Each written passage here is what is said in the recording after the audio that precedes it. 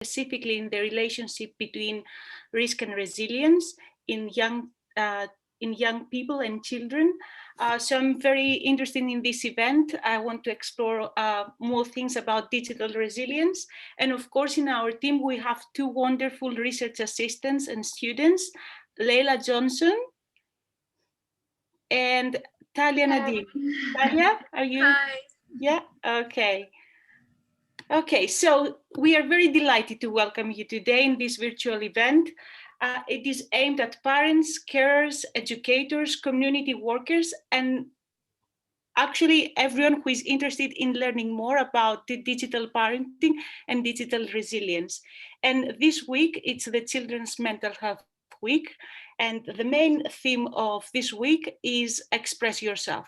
So nowadays, because of digital space, the creation of content and digital communication, we are all allowed to express ourselves. And of course, children and young people are embracing this opportunity.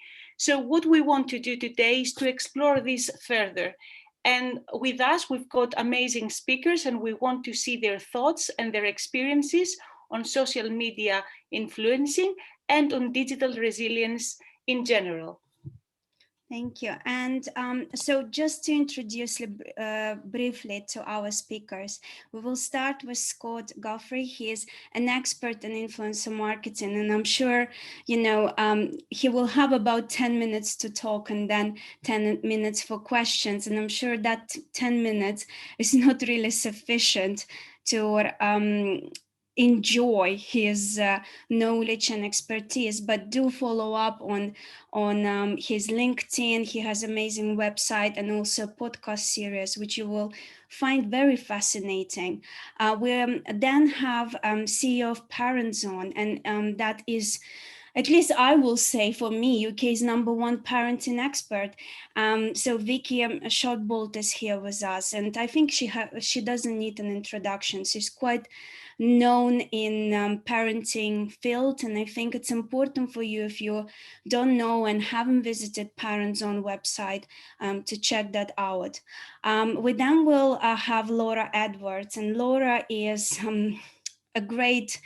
another expert in influencer marketing field, and she owns her own agency, Viral Talent, quite an interesting agency and very successful, with fantastic bloggers and vloggers. And I think hearing from her perspective will be very refreshing. We then have Dr. Elizabeth Milovidov, and she's all the way from Paris, glamorous Paris. So, a bit of international dimension to this event. She's a digital parenting and internet safety expert, works with various global companies, and I'm sure she can mention that in her talk. We are extremely grateful towards the end of this event to have a special guest. I mean, all the speakers are special, but she is a young lady, singer, songwriter, and influencer, Sapphire. And I guess, she is an influencer herself, a young person. She's been through different journeys. It will be amazing to hear her story, and refreshing, I guess, to know how influencers feel as well and their experiences. I mean, I would love to be an influencer. I'm not. So hearing from her, learning from her will be amazing. Thank you very much, Elvira. I feel even more excited now to hear from them.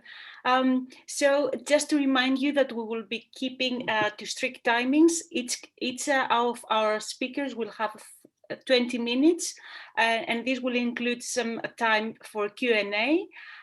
If during this event your question will not be addressed, don't worry about that. We will have a look in the chat, and we will send all the questions to our speakers, and then the responses will be forwarded to you in our post-event email. So with no further ado, let us introduce our first speaker, Scott Guthrie.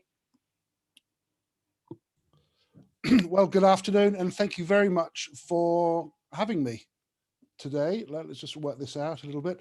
Very excited to be talking today. I know I've only got 20 minutes. 10 minutes is probably what I've got for talking, and then hopefully there'll be 10 minutes of questions. I'm going to race through a few slides though, and I'm going to try and use this session, my session, as kind of a scene setting when we're talking about influencer marketing and the influencer phenomenon and the impact on children and families. And I want to just give a very brief sort of a quick overview of the size of the market. And for the last, and why, influencer marketing and why we're having this symposium, I guess. Very, very quickly, global ad spend has for the last decade been pretty constant at 0.7% GDP. But if you look at the two trajectories in terms of this orange line and this bottom coming up line, this is the difference between analog and digital spend. So they tell us two very different tales, one of woe for analog and a big success story for digital. Again, this shows it in starker relief here.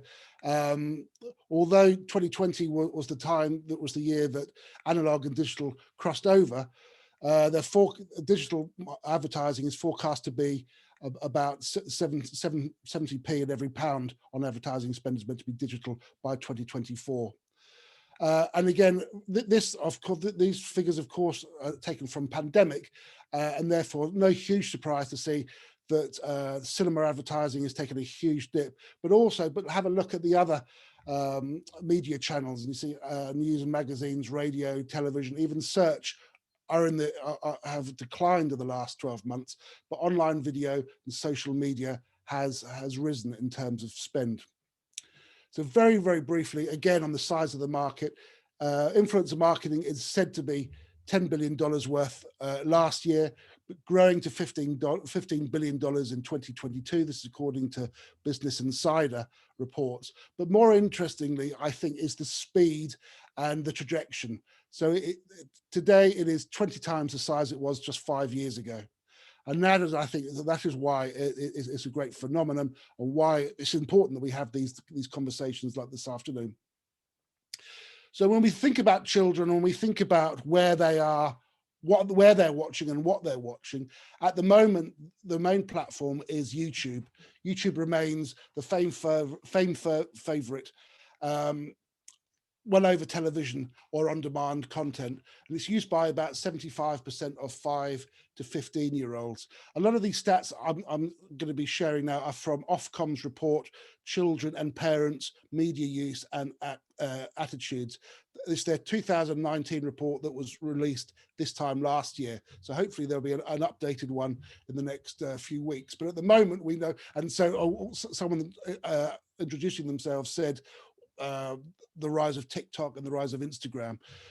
Yes, if you look at these figures, TikTok is risen from 8% to 13%. Instagram is on the rise, but by far, YouTube remains the dominant platform for children to be watching content on. And when asked if they could pick just one platform to watch, 45% of 5 to 15-year-olds said they would prefer to watch YouTube. Only 30% said Netflix, and I think 17% said terrestrial television, so free-to-air television like BBC or ITV. Why do children want to watch YouTube? Because it gives them control and choice of what they watch, when they want to watch it, and we'll look at the types in a second or two. I think in terms of technology, how are they accessing YouTube? Half of 10-year-olds now have a smartphone. And as they get, and you can see there's a huge jump from 9-year-olds, about 23% of 9-year-olds have a smartphone.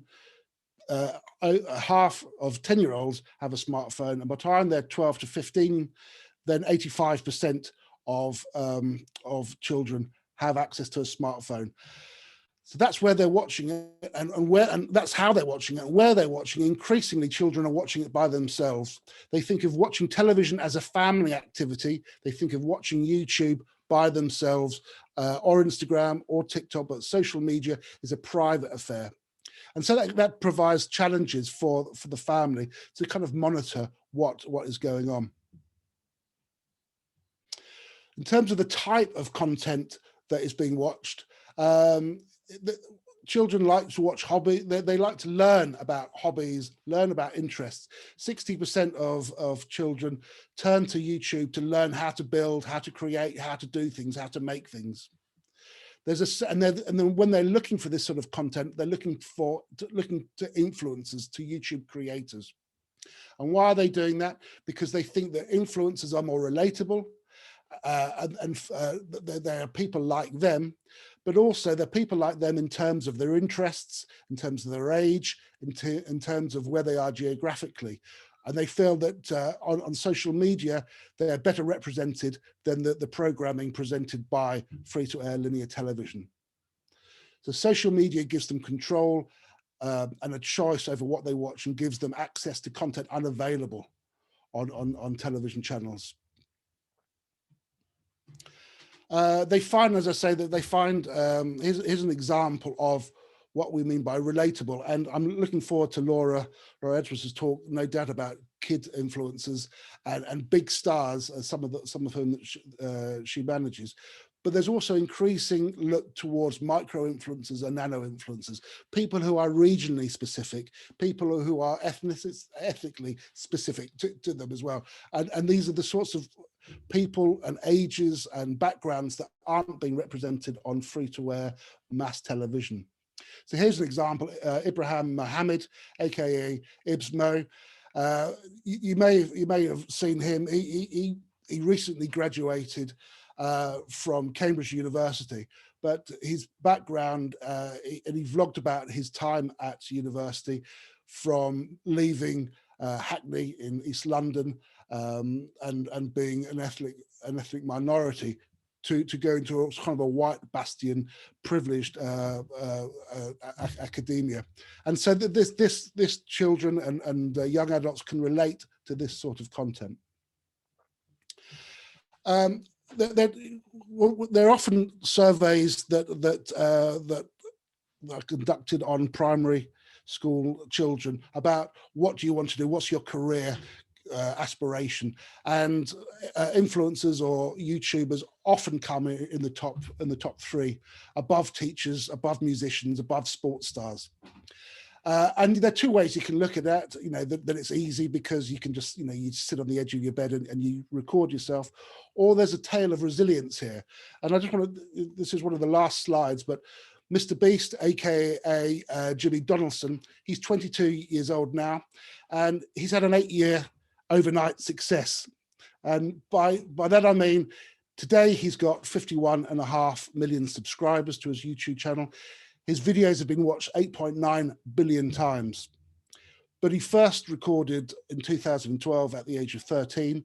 It took him 100 videos to gain his first 1,000 subscribers.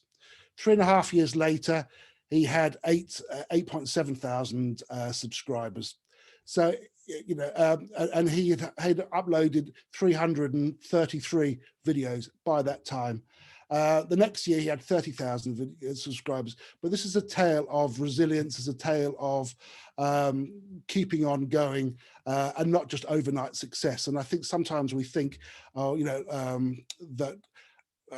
that becoming a YouTuber or becoming an influencer is a quick ticket to overnight success and stardom. Here's a tale of resilience. I think really just the last couple of slides here is, historically we've thought of using, sometimes we've considered as parents the television as a babysitter, and then I think we just we're kind of moving away from that, but there is a danger of allowing children to have carte blanche on their smartphones. And being a 70s child, I remember stranger danger, don't talk to strangers. And I think there's a need for that to be built into the strangers online, and building better media literacy, because as we know, there's a huge amount to learn from influencers. Influencers aren't going anywhere, and I've built a career around about this industry. There are colossal amounts of benefit from it, but there are also bad actors as well that create inappropriate content. So with that in mind, there are four, I think, things I'd like to sort of leave us with as parents. Explore together, talk with our children, learn what they're watching online and why, watch content together, and ask your children why they enjoy that content. Safety settings, understand the minimum age requirements and restrictions for accessing those social media platforms. Know the platform's safety settings. Children enjoy being served recommendations, but consider switching off that autoplay so that they don't get constant recommendations that might not be appropriate to their viewing age. Be approachable. Reassure your child that they can always come to you and talk about what they've seen online and how it's made them feel.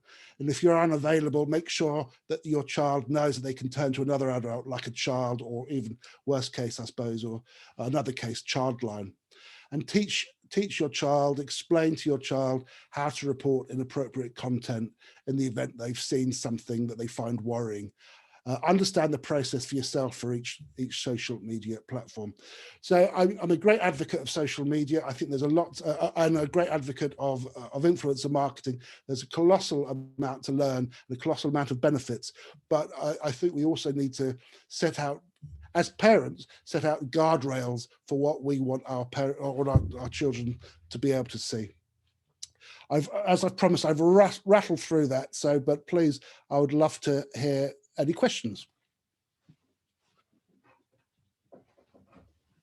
So please, anyone in the chat, put your question in the chat, or perhaps unmute yourself. You know, it's nice always to have that voice interaction. I think I miss it for sure. I talk with my dog mostly nowadays. So we have question from Tara.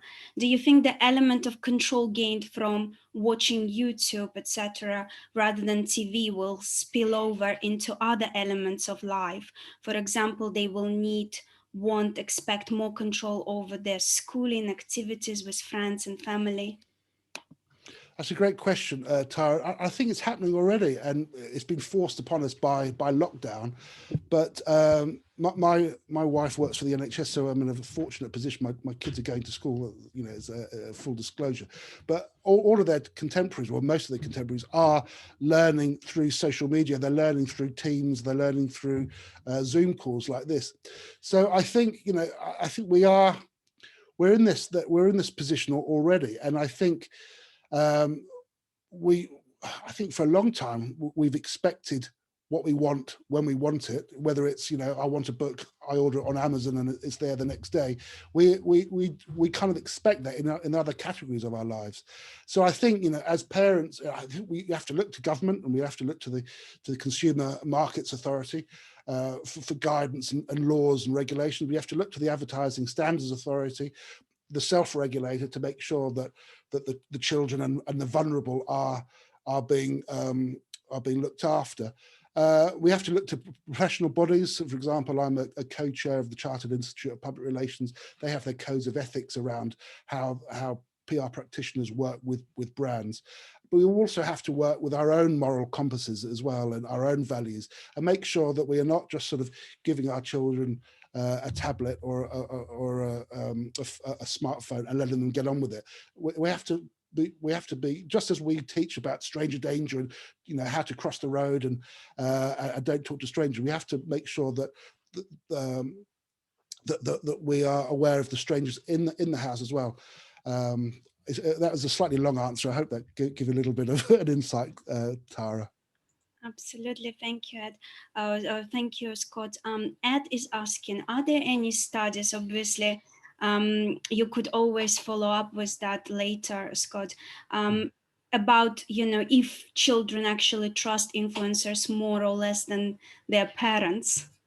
And again, another great question. The quick answer, not to my knowledge. There are lots of studies that say that we trust friends and families more than we trust media. And by extension, influencers are an extension of friends and family. They're relatable to that degree. But I haven't seen that atomized to trusting an influencer more than a parent. But I mean, I could understand that, especially if a child is left just to watch as much social media as they like without any guardrails in place. I can imagine then that there's the sense of para-social connection between and sort of adoration and sometimes between an influencer and a child. So I could see that sort of hold, but I haven't seen any reports. Yeah, but something actually perhaps to conduct an interesting area to investigate that. Perhaps we can join the forces. Kate is asking, about the stats that you presented. Are those UK, US specific? Yes, I should have clarified. They're from Ofcom, so the Office of Communication, which is a United Kingdom part of government. And yes, just to remind you, it's the Children and Parents Media Use and Attitudes Report 2019. But that was published in February 2020, so this time last year. And I would imagine that they're pretty frequent in doing new reports at this time of year. Yeah. It's free to access, a big PDF. Absolutely, we will definitely send you email with a link to it. And Dee is asking a really nice question about, can you recommend any sites that parents can use to learn how to support their children and young people on, with online usage? Yes, yeah, I think it's called Media. I think one of our guests, one of our fellow panelists is going to talk about this sort of area, and I'm very keen to hear more about, but I think it's called Media Matters. No, that's not quite right. Let me just, I'm looking up as I speak. Is it Internet Matters? No, it's not. Hang on.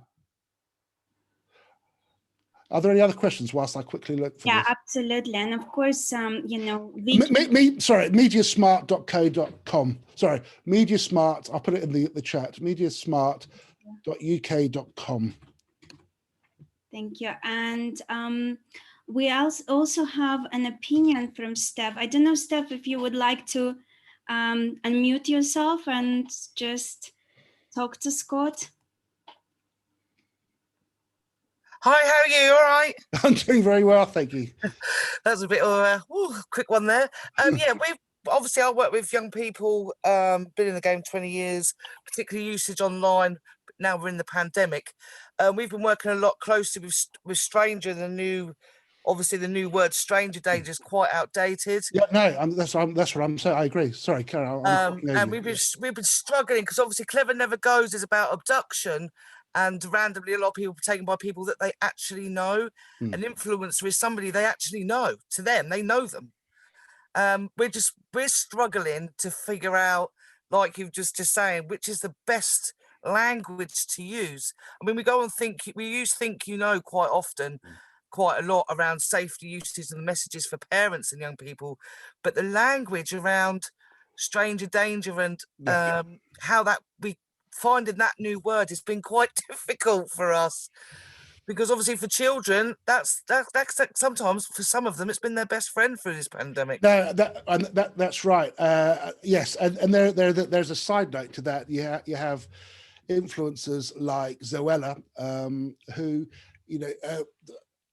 whose content changes and evolves over time. Of course, when she started, she was like in her teens. Now I think she might be in her early 30s or late 20s, and her content has evolved. And I know that she did a review, I think last week or the week before, on sex toys. Fine for a different age group. It was questionable for the GCSEs, but to your point, I don't know what the tagline would be. I think just the fact that we're having these symposiums and talking about it and thinking about it is the first step in awareness, and then we need to sort of tackle it together. But I think in terms of bullying, the mainstream media picks up on cyberbullying and online bullying, and of course it's terrible without doubt. But the stats don't show that it is worse, and it's to say, like, what they're two terrible things, but worse than sort of in real life bullying. And so I suppose it's putting it into perspective a little bit, and also, but I suppose online bullying is more pernicious because because children are accessing smartphones and doing it at home in their bedroom. It's with And- them 24/7. Yeah, Bullying never yeah. leaves them, and it's awful. and you think at home it should be your sanctuary, and also, you know, if you're being bullied at school, you know who the bullies are, or there's anonymous bullying. So there are elements. Anyway, well, I'm straying off a little bit, but You're right. but thank you for your question. No, thank you for that. But if we can all stick together and try and find a good tagline, and while we're having these conversations, brilliant. Thank you very much. Thank you. Thank you. And I think I will allow Mayamin. I don't know if I pronounce your name correctly. I apologize if not. Well done for saying it correctly. Hi, my name is Mayamin Altay. I work at the University of Qatar. I've been a teacher in the UK, teacher trainer, and now I'm working at the University of Qatar. And thank you, Scott, for what you have said and the presentation that you did. I just want to ask about the SATs and the way that you collected it. I know it's in the UK and US, and I know about stranger danger, and I've done that in the UK. I would like to know how I can do this in MENA, that means the Middle East and North Africa. North Africa. So that would be lovely if there was something that you can help me in this, and we can work together, collaboration, network, and that would be brilliant. That's my question. Thank you. Well, thank you very much for your question. I don't know of anything. I would be delighted to help set up something. We can swap emails after the event. The organisers of this event know my address, and I'm very happy to work with you on something. Absolutely. That would be brilliant. Thank you very much for this. My pleasure. Absolutely. And if there are questions that we haven't addressed, please be reassured that we will forward those and we will come back to you by email. So I think it's time for our second speaker. Thank you, Scott. This My was pleasure. Thank you. Start. Absolutely. Thank you, Scott. That was a very wonderful speech and very insightful. So now it's time for our second speaker, Vicky Shopbolt. Vicky, please, the Zoom is yours, and I'm really excited to hear you and what you've got planned for us. Thank you. I am absolutely delighted to be here. There is so much in that previous conversation that I would love to pick up on and unpick a little bit more, but that would take me away from the 20 minutes that I've got to chat to everybody. So I'm not going to do that, but I might just touch on some of the questions that have been asked. Now, let me just grab my slides and make sure I am sharing the correct ones. Nearly a year with virtual meetings being the norm, and yet still I get caught out and share the wrong bit of my screen, or, you know, share my shopping list, my online shopping list being in the queue to try and get my slot. Can everybody see my slides there? Elvira, maybe if you could nod for me if you've got a view of my slides. Yes, we can. Awesome, thank you. So this was the kind of, what's the word, challenge that was given to me by Elvira, digital resilience and how can we master the social media genie. And actually I found myself thinking when I first when I started writing that slide, when I first started doing presentations on this subject matter, which was way back when, in 2004, when I suspect some of you might still have been in high school, it would have been quite racy, quite forward thinking to be promoting your web address. And as I put that list of different things together, the Twitter, my Twitter, the organization's Twitter, the podcast, the Insta, the YouTube, and figured out which ones I wasn't going to put on that slide, I was just reminded of how very, very complicated the digital world is. What Parent Zone does is to sit in the middle of that very messy thing that is a modern family life. And one of the very first things that I think it's important to say is that we are an organization that specializes in parenting. So we're not a consumer organization representing the needs or the opinions of parents. We're an organization that cares about the quality of at-home parenting. And that's a really important distinction. And it's a really important distinction because if you care about good outcomes for children, then you need to care about the quality of parenting, because the two things that will have the single biggest impact on a child's outcomes are the quality of the parenting they receive and poverty. And there are lots of good organizations working on poverty, and it's interesting to see how those two themes are starting to blend as we're experiencing a generation suffering with digital poverty and not having access to the resources that they need. So what we care about at Parent Zone is parenting, and the lens that we apply to that topic, and our particular area of expertise is thinking about how digital has impacted people's ability to offer the sort of parenting that children need. And one of the things that we felt very strongly about early on in conversations about internet safety, when they were first starting to bubble up, and there was an awful lot of fear and anxiety and a desire to find the button that would turn it off or the tool that would tame it. What we were interested in was how that actually worked in the context of nudging parents towards providing the kind of parenting that children need. Would it encourage them to feel confident and authoritative and nurturing and have high expectations of their children? Or would it make them fearful and authoritarian and encourage them to try and block their kids from the digital world? And so we did a piece of research with the Oxford Internet Institute looking at the question of resilience. And the question we asked was whether a resilient child was more likely to benefit from opportunities online and less likely to experience harm. Because we felt that, as ever with a child, you want to carry both those thoughts in your mind. Of course, parenting is all about raising a child who can flourish and benefit from all the opportunities that the world brings, but they have to be safe in order to do that. And with internet safety, often we were talking about the safety, but we weren't thinking about the opportunity. And I was really, really pleased to hear Scott say that 60% of children said that the reason they go on YouTube was to learn new things and to find new hobbies. And I think that's something that we forget in a conversation that is so stuck in safety as opposed to resilience. And so our journey towards being interested in resilience started a long time ago. And what was exciting for us was that we found in the research that children who were resilient were much more likely to benefit from opportunities and far less likely to experience harm. And interestingly, but unsurprisingly, parenting was the thing that made the most difference to resilience. What was worrying in that research was that efforts that restricted access to the internet, or even things like co-use and education programs, were negatively impacting resilience.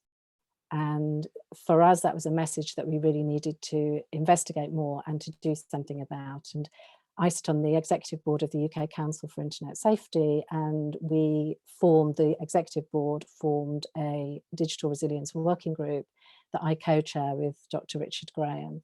And one of our first tasks was to figure out what we actually mean when we talk about digital resilience, because I think it's a word that's used in many different ways and in different contexts. It was, again, lovely to hear Scott use resilience as that notion of a child who's stuck at it and, you know, spent a long time getting to 1,000 followers with 100 videos and eventually became successful.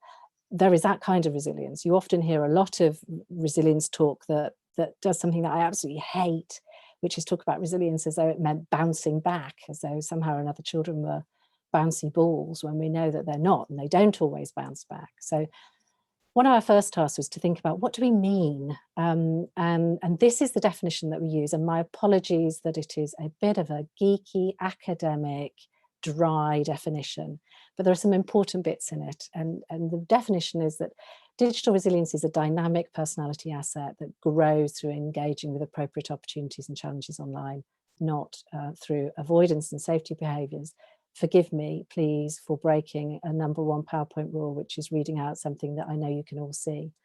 But I do just want to draw your attention to that underlining of dynamic personality, because resilience is something that can be strong and high, and you can have lots of it one day and you can have none of it the following day. I think every single one of us arrived at January this year in another lockdown and discovered that our levels of resilience were perhaps not quite where they were a year ago. So resilience is something that's dynamic, and therefore it's got to be nurtured on an ongoing basis.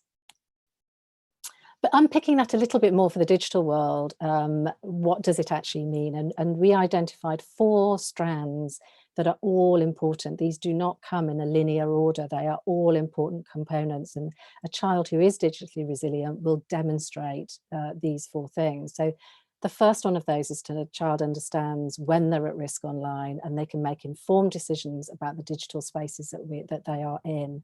And I think that speaks very much to, for example, the discussion we were having a minute ago about stranger danger. Young people make friends online. It's certainly how my son met his girlfriend, very important distinction there. Real friendships are made by children online. They may start as strangers, but then again, when you encourage your toddler to meet somebody in the park when they're playing, how many parents have said to that toddler, go and play with that boy over there, he looks lovely. Well, that boy is a stranger. A stranger is just somebody that you haven't got to know too well, at the risk of falling into awful psychobabble speak.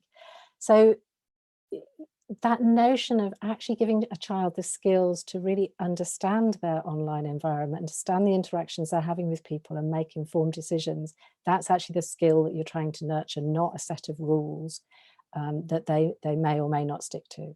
The second part of a digitally resilient young person is that they will know when they're at risk online, and they'll know how to get help. And that's really, really important. Some of that's about skills, some of it's about understanding. So yes, it's about knowing how to report, but it's also about knowing who to ask if you're stuffed and who not to ask.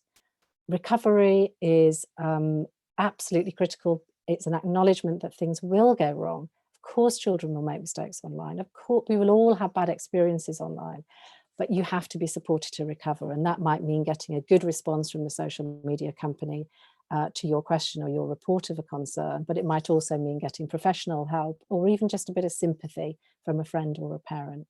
And final element of digital resilience is that you can learn from all of that so that you can resume your life online, because if you can't resume your life online, you can't develop digital resilience. And obviously, you can't benefit from the opportunities that are available to you from online life. I'm very conscious that I'm going to run out of time super fast and won't have time for any questions. So do forgive me if I start to gabble through. But yeah, the strong message is that you cannot develop resilience. And it's really important that we think about that when we have things like the screen time debate, and we say to parents, good screen time, bad screen time, too much screen time, not enough screen time. It's the wrong discussion to be having. The discussion that we should be having is, what's the quality of your screen time? What's the quality of your online interactions?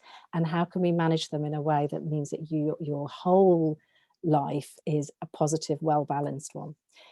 Thinking specifically about social media, of course we know that social media is not something that stands still. Social media, it would maybe once have been defined as Facebook. I think it can now, we know that it's a very wide-ranging group of different platforms, and the platforms emerge all the time and new ones emerge, and that means that the risks change, and so those skills that a child needs to identify risk change. I'm going to give you one super quick example. One of the platforms that we're looking at a lot at the moment is one called OnlyFans, and OnlyFans has introduced something that's really interesting because it's in-stream payments. And what that means is that your audience acts as an influencer. So you might be the performer doing whatever it might be. Unfortunately, OnlyFans is becoming very famous for sex work, but your audience can interact with you and they can pay you directly. And of course, that influence means that your behavior becomes more extreme. So there's a symbiotic relationship emerging between the audience and the influencer. And that is as a direct result of emerging social media platforms with new and slightly different functionality. And I think that's why it's so important that we make sure kids have the skills to recognize and understand risks in environments. The other thing that is very pertinent to helping children develop resilience when you're thinking about understanding risk is that you are talking about people who, for the consumer, for the youth audience, are authentic, they're persuasive, they're accessible, and they're relatable. And to any social workers that are listening, you will know this better than anybody. The place that a child is most at risk is at home. The person that's most likely to harm them is a relative or a friend or even their own parent. And it is because of that trust and access and authenticity, and we have the same environment when we're thinking about influencers, the same characteristics: trust, persuasiveness, authenticity, all of those things. So there is something very particular about the additional risks that influencers bring with them.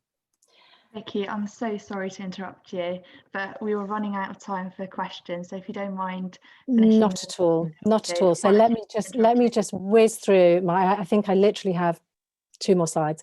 Fab. What I'm saying simply is that supporting resilience amongst children when you're thinking about influences is a more challenging job, and there's a lot that we can do. If you're really into your social influence, you'll know this little girl.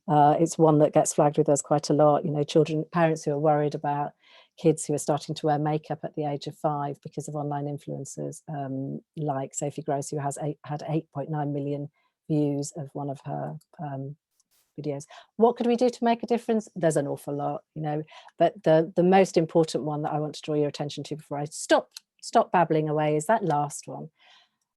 Thinking about any reaction that you have to the online world, whether it's an online safety one or anything else, by embedding resilience support and remembering that confidence and parenting are the 2 things that really make that really are the levers you can pull in terms of supporting and developing a child's resilience.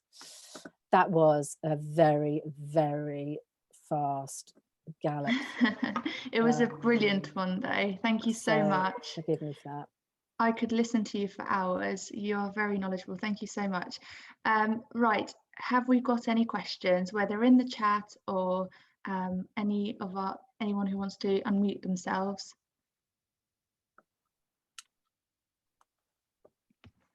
Hi. Sorry, I'm just going to go to Kevin. He's got his hand up, if that's okay. Sorry. Kevin, you're welcome to unmute yourself. Yeah. Okay. Hello. Thank you very much for the talk. I really enjoyed it, and I read the document the wonderful document you made on digital resilience, and I thought it was really great.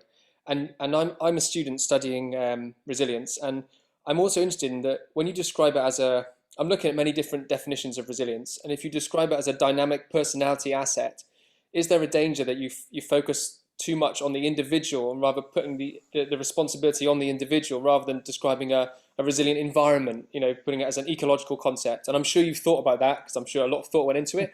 I'm just curious to hear, as I'm writing my literature review, I'm curious to it's a great opportunity to speak to one of the people who was involved with the definition. Do you know, that is a conversation that we had, and Richard, Graham and I and a group of academics bounced that question around for, you know, a lot of time. And it's the reason we talk about an asset and not a characteristic or an attribute. So it isn't a characteristic because a characteristic to us suggested an individual thing that some people had or didn't have, whereas an asset is something that everybody can have. You just may have more of it or less of it. So that was our attempt in the definition to make the difference between an individual and that you may or may not have, and something that was something that could be built and supported by your environment.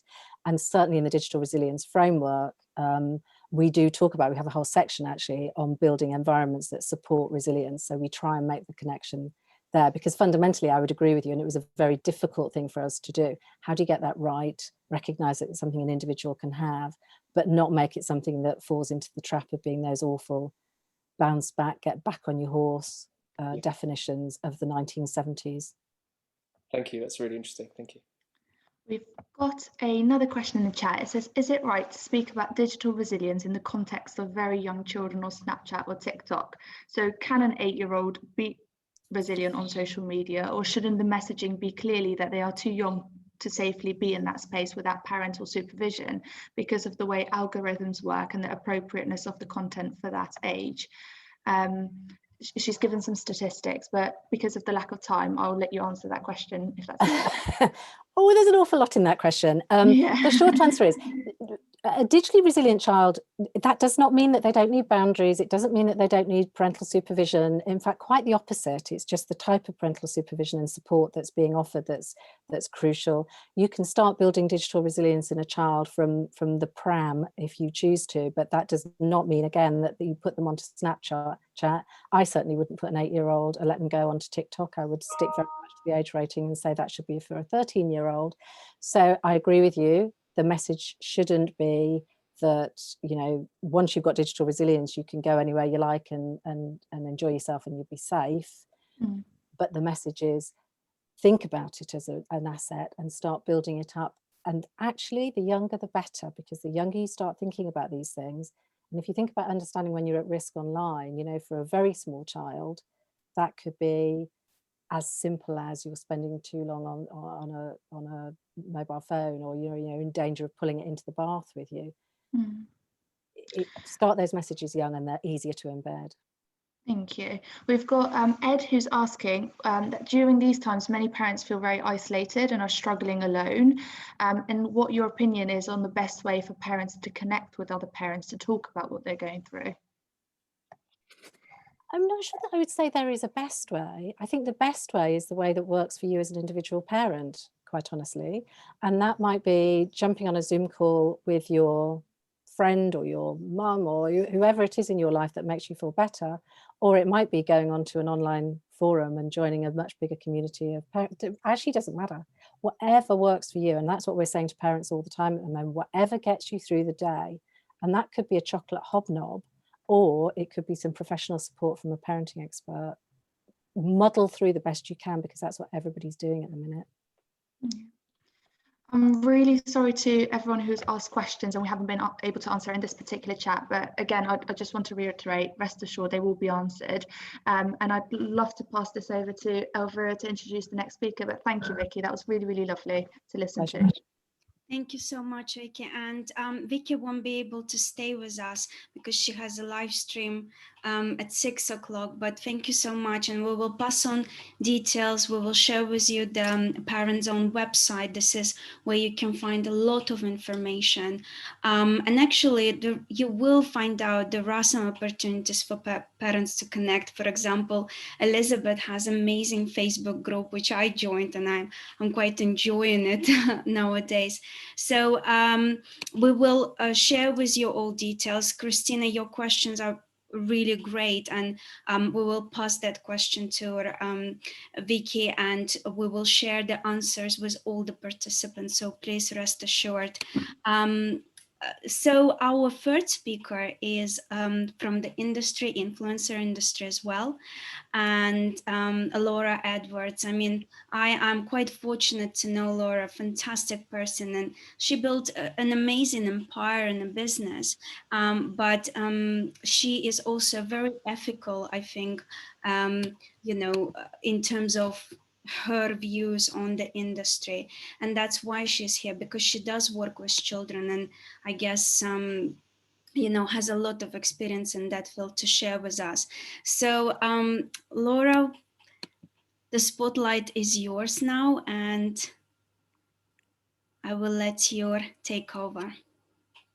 Can you see my screen, Elvira? Absolutely. If you want to just click on the present, then we will be able to see the slides without the, the structure. Where do you mean the? So just go on slideshow. Oh yeah. Sorry, yeah. That's okay. Presenter view. Here we go. Oh, do you want to keep the presenter view because we all see the notes? Yeah, okay. Let's just go there. Here we go. If you just press on the first one, play from the start, that will be.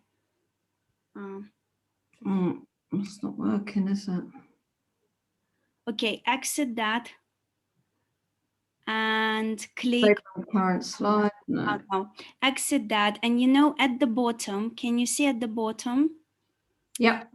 You have this next to it on the right hand side. Next one. Go back, further. No, I mean go forward. Yes, go forward. Yeah, that one. Brilliant. Lovely. Sorry, we got there in the end. Yes. Good afternoon, everyone, and thanks, Vicky. That was just so interesting as well. I really enjoyed what she had to say. So yeah, I'm Laura Edwards, co-founder of Viral Talent, and the business has been going very successfully now for, dare I say, 9 years. So I would just like to go through with you. I mean, I'm sure a lot of people understand on this forum exactly how influencer marketing works, but we'll just go through it just briefly. So any human being can open a social media account on any social media platforms, as we all know, and this often starts as a hobby, or they've got a passion in a particular subject, from maybe dancing, fishing, food, etc. But organically they start then to grow their audience, so they gain followers, and then with that, they then start to feel really like they are now empowering an audience there, and they create a connection with their fan base. And that fan base then start to trust these creators, which then obviously automatically has a knock-on effect for consumers then to start really watching them. And then obviously brands then want to start to have access to the creator, so they can then attract the fans, which are the consumers. So what our agency does is we actually manage and represent creators. And I like to call them creators really, as opposed to influencers, because whilst I personally believe that everyone's an influencer in their own right, but a creator, our creators do create some really compelling content. And what we do is we then create them into a brand, which I'm going to show you how we do that. And some of them have become a household brand, which I'm very proud to say. We form partnerships with companies, which then leads on to licensing deals. And I'll give you some examples of those in a bit. But one thing that I must stress is that with every influencer that we work with, and we did originally start off as the go-to kidfluencer agency, we work directly with the parents.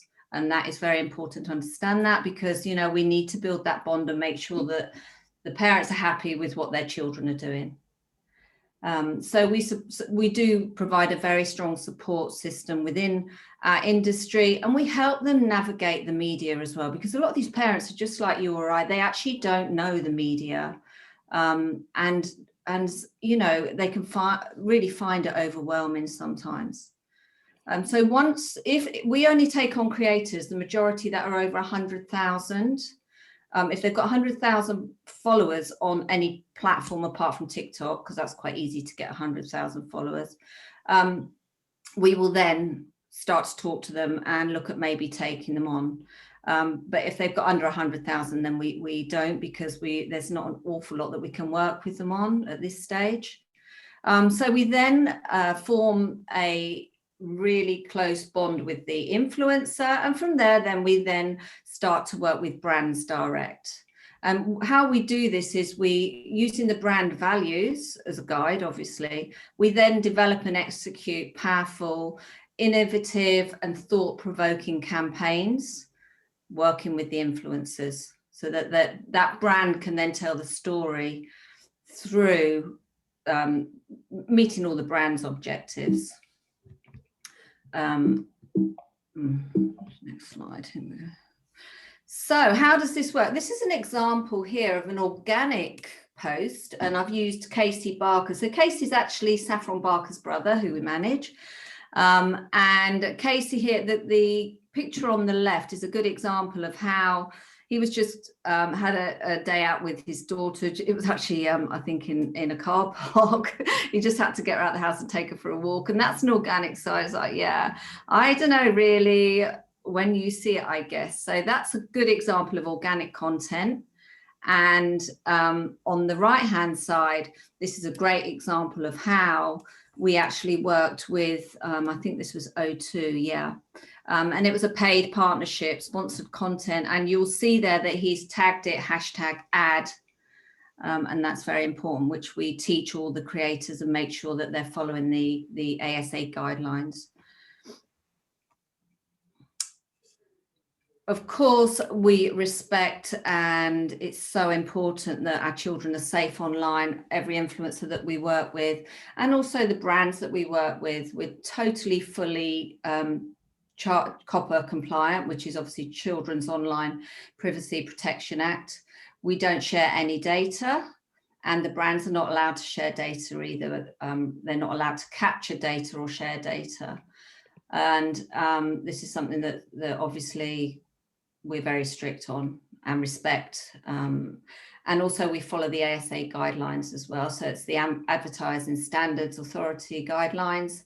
And make sure that they are not going to get a fine from them, and make sure that they tag everything correctly. Yeah, so can't target kids based on cookies or online behaviours. Age restrictions aim to prevent children from obtaining social media accounts as well. And with all our children that we work with, we say to the parents, say it's an Instagram account, this account is managed by the parents or legal guardian. So I think something that, you know, is great fun for our creators, we actually create some amazing opportunities for them. In fact, you see here with Justin Timberlake and Anna Kendricks, it was actually a year ago today that I was in LA with Ruby and a few other creators. We were working on the Trolls film at DreamWorks. So that is like, you know, that experience for Ruby, I remember she turned around to me and said, Laura, you've given me the best. I mean, bless her, she's only 16, but she's like the best. She said to me, it's the best experience in my life. We took Ethan Gamer out to Chicago to work on Star Wars, and he got to interview Han Solo. Coco, we actually created history with her. She was the first influencer to ever work on a West End musical. So that was also really exciting. I'm proud to say just last month, we've just launched Gabby and Alex Adventures on Amazon Prime. And again, this is an interesting subject as well. You know, this is where we're taking YouTube content, their YouTube content, and we're repurposing it and placing it on Amazon Prime. So that's up and coming. It's a very interesting subject and something we are now currently getting fully immersed in. And a lot of our creators are, we are doing that for a lot of our creators, not just on Amazon Prime, we're doing it on a lot of channels in China and Russia currently as well. We also do a lot. Laura, sorry to interrupt you. I'm really sorry. It's really fascinating, but you do have 2 more minutes. Is that okay? Yeah, sorry, certainly. Thank you. I would like the participants to interact with you, because I think this is something, you know, for me, it's particularly new and really exciting, you know, to hear. So I would like them to have a chance to talk with you. Sorry. Certainly, yeah. And thank you. There you can see there Lorenzo. We've given him a lot of sporting opportunities. He's our football influencer and great fun to work with. And this is how we created a brand for Tiana. We took her on 5 years ago. She was at 200,000. She's now one of the biggest influencers of her age group in the world. She's 13. And she's got her own clothing range in Asda, at George, also Tesco's. And we were talking to Primark before lockdown. But yeah, there's some of the brands that we work with. And we've got many more. We form some fantastic relationships with brands and media agencies. So as you can see here, just to run through the benefits, obviously there's a creative opportunity. It can boost children's self-esteem and confidence. And obviously, of course, they're using YouTube at the moment to do exercise, to learn, etc. But there are also comes with that is a lot of risks. And I think I just, to the right hand side there, I think I like this, you know, to be, so that, you know, you are safe online. Ask your child first before you post anything. Is it true? Is it helpful? Is it inspiring? Is it really necessary? And are you being kind? And that's something that we instill in a lot of our creators. And the risks, yeah, they speak for themselves. And I think also something else is children are now using Alexa a lot. So that's another concern or benefit, whichever the parents wish to look at it. But and yeah, what can we learn? That, you know, it's here to stay. It's not going away, social media, and we all have a duty to keep users safe online, including our influencers. So that's it. Thank you. Thank you for listening.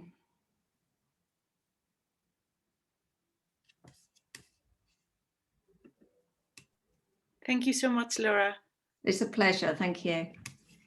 Very fascinating area. Any questions? I think that there is one question from Theodora. Theodora, do you want to unmute yourself?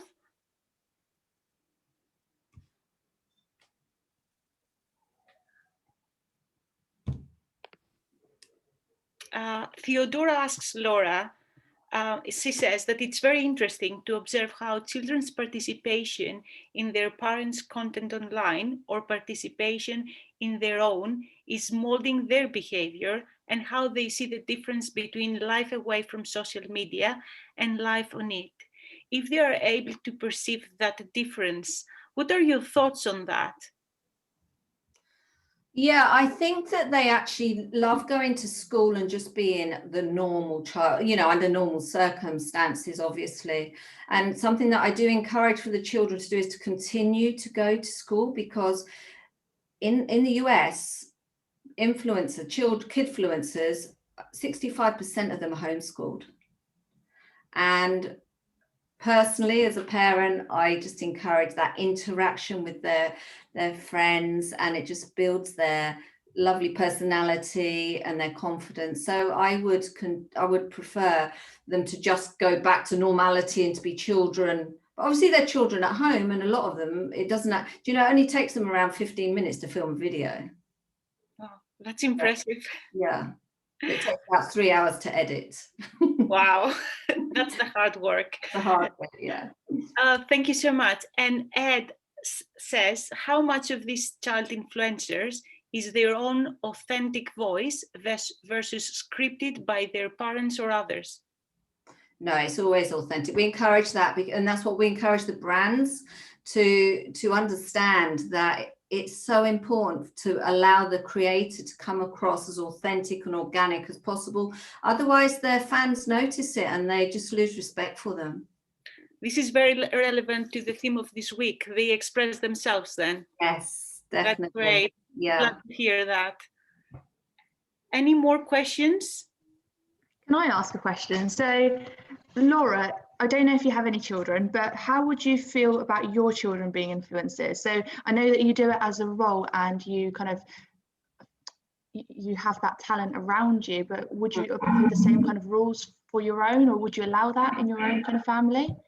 Yeah, if the child wanted to and was confident to do it, then yes, I would encourage it, but it's not for all children.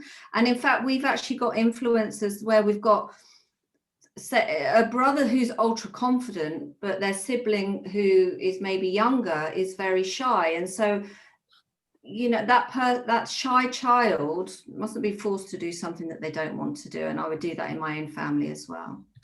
So would you say it's confidence that's kind of the main aspect to your decision making, of how confident that child is for them to go into that realm? Yeah, and they'll just start doing it. I mean, you know, it's almost like they're born with mobile devices in their hands, because the parents, you see it all the time out shopping, you know, the parents are putting the phones, or even in a restaurant, the parents are putting the phones into the children's hands, and then they'll start. So when you see the children start posing and things like that, and you just think, I'm not sure I agree with that, but you know, it's the way of the world, and if they want to do it, then allow them to, provide you know what they're doing online, especially if they're 13 and under. Yeah, that's very useful. Thank you, Laura. Adele has a very interesting question. Adele, would you like to unmute yourself rather than me reading your question? Hi everyone. I just obviously my son loves YouTubers, always on YouTube, and I think, I mean, we're quite a video orientated family. We record videos ourselves. He's got his own YouTube channel. I edit the videos, so he knows what's involved in that video. Yeah. There's a lot of kids that don't realize that sometimes there's a big production going on behind, and obviously brand positions and things. So I think that's when kids think that they can do it, and they upload things because their parents not tech savvy. Things are already up online before parents have realized, and I think there's a bit of a mix there. I just wonder if it kind of should be made a bit clearer that it's kind of a production thing. And also the other thing is, what happens when your kid influencers get older and don't want to do it anymore, when all that content's out there, you know? Yeah, that's a really good question. And if they don't want to do it anymore, then as a parent, it's up to you whether or not you delist those videos, or close the child's account if they don't want to do it anymore, or then, like, take example, Tiana, we've migrated her and we've grown. I mean, I've been working with her for 5 years, you know, so she's now got her own gaming channel. So we do a 5-year strategy plan for the influencer to age them up. So she no longer wants to do toys, obviously, because she's 13. It's not cool, but she wants to now work with River Island and New Look and, you know, tech and gaming. So we've aged her up and she started another channel. And on her first channel, which was called Tiana, she they don't upload to that anymore, but it's still there for one to watch if they wish. Thank you very much, Laura. We do have one more minute. Annabelle, would you like to unmute yourself? Okay. Oh, sorry. Yeah. Okay, great. No, I was just wondering how much they have to have built their own following before an agency like yours would start to represent them. Yeah, we would only take them on, Annabelle, if they had 100,000 plus followers. Mind you, saying that, I've just taken on a lovely makeup artist, Grace B Makeup, but she's not a child. She's she's like in her 30s, and she's only got 45,000, but because she's so niche. So I mean, like, you know, I've got lots of work already lined up for her. So we don't just represent children, we represent adults too. But yeah, in excess of 100,000. And then that would be for Instagram and YouTube. TikTok, we need a lot more than that. But I personally think TikTok is a platform that, you know, it should it be for 13 plus? I actually do think it should be, I'm afraid. But that's a conversation. A conversation maybe for another day. Because TikTok, they'll delete some 13 and under channels, and others are on there, and I just think they need to be consistent on their policies. Yeah, I work with a lot of kids who have more than 1,000 followers on TikTok, but then they get to the point where they can go live. Yes. And then of course people can start offering them, a bit like the mechanism that Vicky was talking about earlier, where people can start making direct payments to them. And then you've gone into a whole nother realm. Yeah, that's right, Annabelle. It worries me, it really does. Thank you very much. All the questions that they haven't been addressed to Laura will be answered by an email. And now I hope that you are all keeping your energy levels up, because I would like to introduce you a very fantastic lady all the way from Paris, Dr. Elizabeth Milovidov. Welcome, Elizabeth. Hello, it's so nice to be here. I should say bonsoir. So I think this has just been really, really interesting, because we have heard so many different views, right? And I have to admit, I've been listening from the very beginning. And so I think that it's just been super interesting to hear what the others have said. And I'm going to see if I can't complement that a little bit. Constantina, can you just give me a nod if you see my big screen? Great. Okay. You know, we're all so used to this, right? I'm going to go really fast and get those 10 minutes in. Really, I really wanted to just focus on child's mental health, but I wanted to just quickly tell you who I am, so that way you can understand what's happening. I purposely put this picture so you can see that, yes, I am one of those silly people who got pandemic puppies, and now I have to take the dogs out. So I'm just like, what was I thinking? This is for my boys, and yet it falls on me. But I'm a lawyer from California, and I've been living here now in France for 26 years, and I have the pleasure of being a consultant for the Council of Europe and e-Enfance, which is the French child online protection, and also Microsoft. I've just started doing some work with them. I teach law and technology, and I do a lot of workshops. So I wanted you to understand that I'm doing so many things, and that's where this perspective is coming. So if, for example, you wanted to see some of the things that I've done for the Council of Europe, they are free. It's on the website on sexting, grooming, just advice to parents. They're in English and French. Please go check them out. Just Google my name and put COE and you will find them.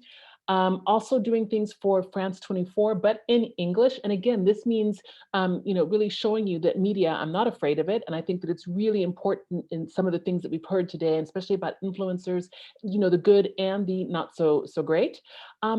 But here we go. This is like the heart of it, right? It's getting in there and being with the kids and doing the workshops and wearing a Minecraft t-shirt and talking to them and finding out what's going on. How do they feel? Are their parents talking to them about these things? What's the one thing that they wish their parents would do and change up? And usually it's things like put their phones down. I wish my parents would talk to me more. You've already heard that I have a free private Facebook group, and really we are child online protection experts, cybersecurity specialists, grandparents, aunts and uncles, and we're all trying to figure this out. We have educators as well. So I invite you all, come in and ask your questions. So here we go. What I really wanted to get to is to, again, tell you about this perspective bit, right? So this was an article that came out 2 years ago. Would you let your child become a kid influencer? And I think it's really interesting now because all of these things are kind of swirling back. And I loved seeing all the different comments about, really child influencers, come on. Because I do think that there is a small minority of children and families that have found financial success, and that, that it can work. But I do also think that parents should exercise some caution before encouraging their children to become influencers for some of the reasons that we mentioned about how, some of the things are scripted, or not so much scripted, but that it's, it takes a while, even if it only takes 10 minutes to do a video. But I think more importantly, parents need to be aware of what all that kind of constant photo snapping can do on a child's mental, physical, and emotional well-being. Also privacy concerns, bullying, grooming, identity theft. By putting your child out there, you're putting their identity out there. Don't get me wrong, I'm not saying don't do it. I'm just saying, think about all of those things. And this is me with my lawyer cap on saying, think. Ironically enough, again, and this is not the Elizabeth show, I'm just showing you, this is called showing you authority, storytelling, right? So this was in October with the BBC interview, because here in France, where I'm based, we now have a child influencer law. And why do we have that? Because we want to avoid what the Americans are doing. And so that means that here, when you have a child influencer who begins to make money, then it's regulated. They're treated like a child actor. Their parents have to put the money away for them in a savings account, which is not a lot of what we're seeing in the United States, where children are getting ripped off or they're being exploited to be on camera. And so right now, I would say France is the country to watch. Ironically enough, this is an article that I just wrote today for Internet Matters. About how children can express themselves authentically online, how you can use social media for well-being. And so I'm really just trying to show you this whole balance and do it really quickly in less than 10 minutes.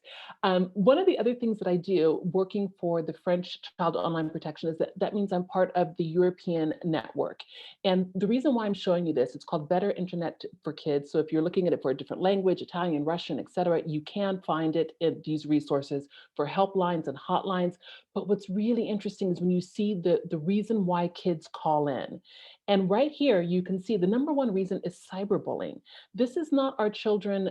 This may not always be all of the kids, of course, but these are the ones that are brave enough to call in and to get help.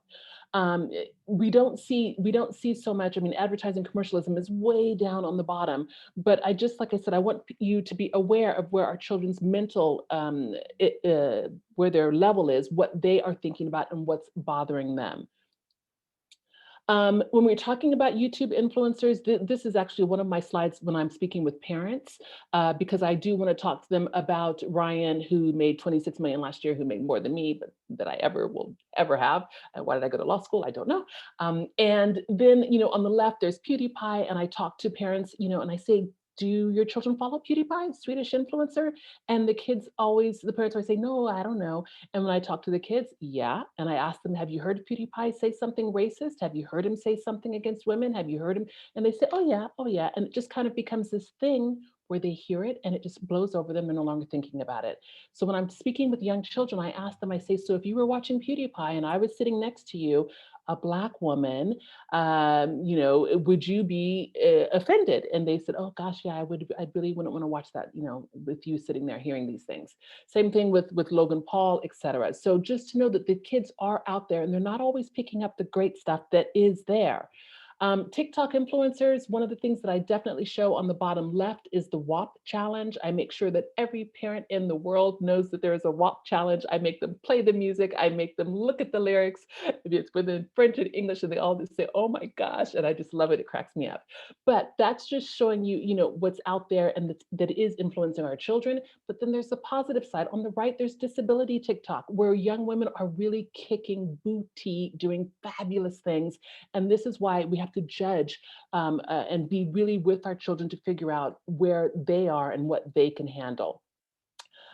Again, because I do consult and I also consult for the big tech, TikTok just recently came out with this strengthening their privacy settings. I think it's really important that people know, which is why I put the slide up here, because before 13 to 15-year-olds, they had all this access. The algorithm would, you know, point their videos to creepy people. They could do duets with creepy guys. I mean, just really crazy stuff. So I think it's really important that people realize that the restrictions are there. TikTok is aware of it, and they're working on it.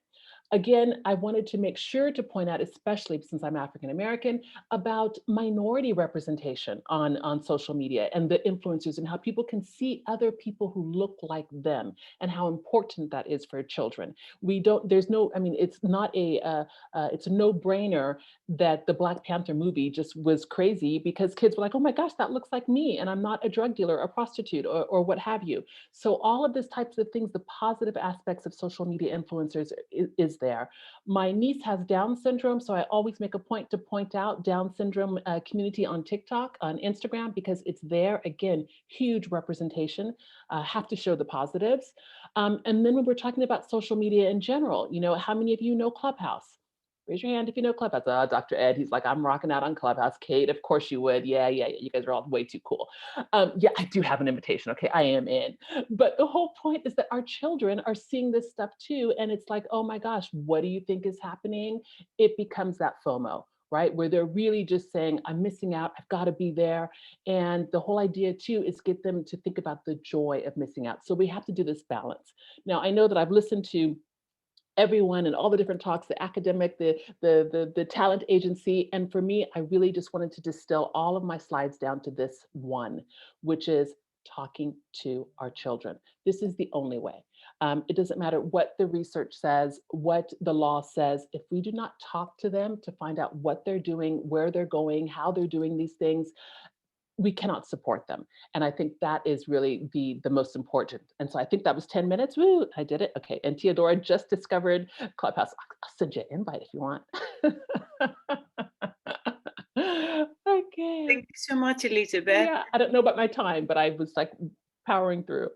It was very interesting and insightful. And I really agree. And I love your point about, you know, understanding. And what I really like was the, you know, the picture that in the one you were in a classroom and you said, you know, I want to find out how they feel, and understanding them. It's the only way that is going to help us, you know, to support them.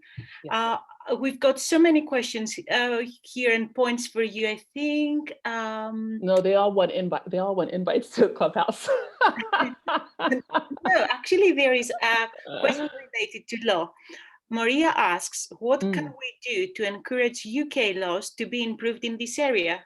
Yes, well, I think that already there is a lot happening in the UK, right? With your online white harms, there, I mean, really, they are thinking about it. And I can honestly tell you that for TikTok in the UK, for all of the headquarters that are in the UK or Dublin, they are really thinking about this. I think that it's not so much that that the companies themselves are going to self-regulate, but I do think that your government is right there. I think that following what's happening in Europe, data protection and privacy, that everybody is really considering this. Even the United States, they are also saying, okay, we let them try to do the self-regulation bit. It didn't quite work, so we're going to have to step in. And I do think that people are going to realize, especially now with the pandemic. I mean, we are really living this social experiment, and they are seeing more of it and more of the problems, as well as the benefits, but more of the problems. So if you ask what can we do, it's a matter of just continue to be vocal when you're seeing these things, when there's associations, when there's conferences, you know, meeting the people like Vicky with her website. I mean, they do a lot in that space and getting active. Yeah. We really do. Thank you very much. Theodora is making a really good point about FOMO.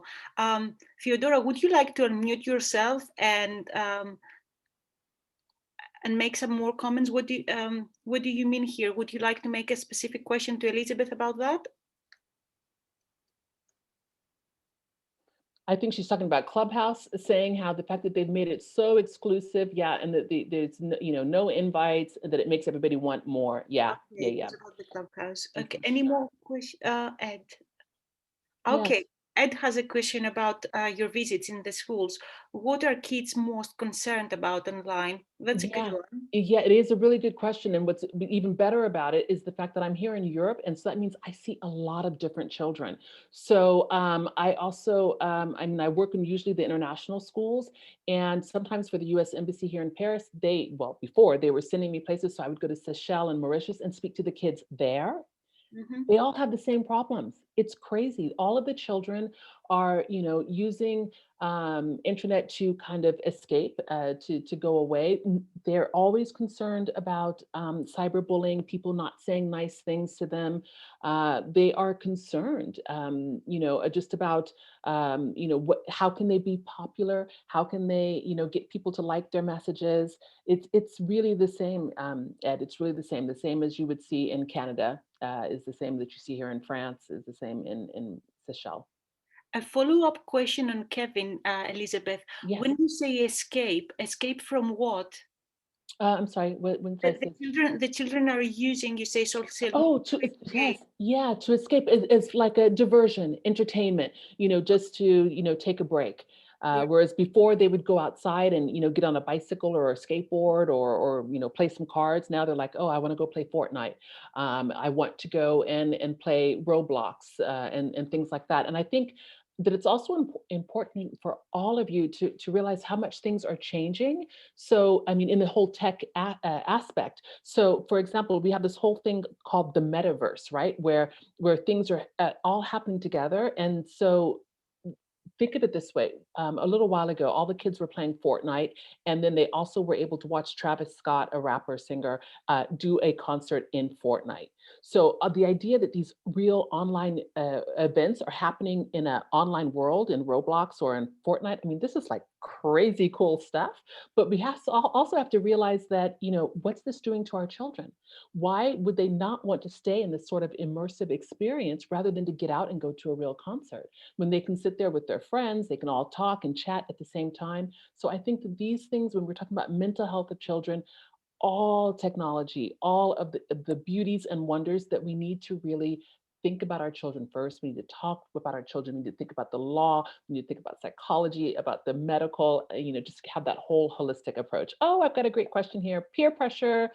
Is there peer pressure to be in the games? Yes, there's peer pressure to be in games. There's peer pressures if you're not playing, if you don't have the latest avatars, if you don't have the latest skins, if you are not that cool kid who has the latest, I think it was Black Panther, or maybe it's now Aquaman, because they change up. And of course, don't forget the tie-ins with Marvel Comics that they tie in with Fortnite. I mean, it is a whole industry and business. And I think that's important for parents and educators to realize that there is a business behind this. And I'm not trying to make sure that that people don't make money, but that they think about that when our children are the commodity. Thank you. And Adele is sharing her views as a parent as well, which I found it very interesting here. And Alicia as well shared with us a very good initiative. So, feel free and explore this. Thank you for sharing, Alicia. And Maria is asking about, your suggestions, Elizabeth. Are you aware of a guide of some sort that can be used or shared to teach families about good practice? Yes, of course. So first of all, already in the Facebook group, there are, my Facebook group, there's a lot of free guides in the files. Also, if you do COE Elizabeth Milovidov, there is a positive parenting in the digital age that's put out by the Council of Europe with great tips. That's also free. If you come into my group, you'll see. Actually, if you just go on Amazon too, Google my name, there's tons of stuff there. But come into the group and just ask, because that's what we're there. Best practices, sharing.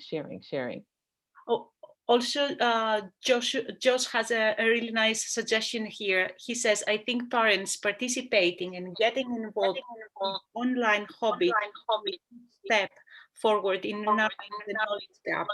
Thank you, Joshua, for sharing. Oh yeah, rock on. That's exactly right. I mean, I think that that's the way it should be for everything. If we're hanging out with them, if we are, you know, just listening. Hey, so why are you playing this? And what happened? Oh, Minecraft, somebody destroyed your world. Oh wow. Oh, you're playing Among Us. Wait, why are you hiding in the nav room? You know, it's just a matter of getting involved and trying to figure out what they're doing. Kevin's laughing at me. He's like, uh-oh, she's playing way too much with her kids. I know, right? I wish I was Andrea. as cool as you. I just feel totally uncool. But it's the community. It's the community that does this. It's not me. And we do have one more question from Andrea. Maybe this is a question for everyone actually in this event. Do you know of any online games for parents through which they could learn about opportunities and risks online?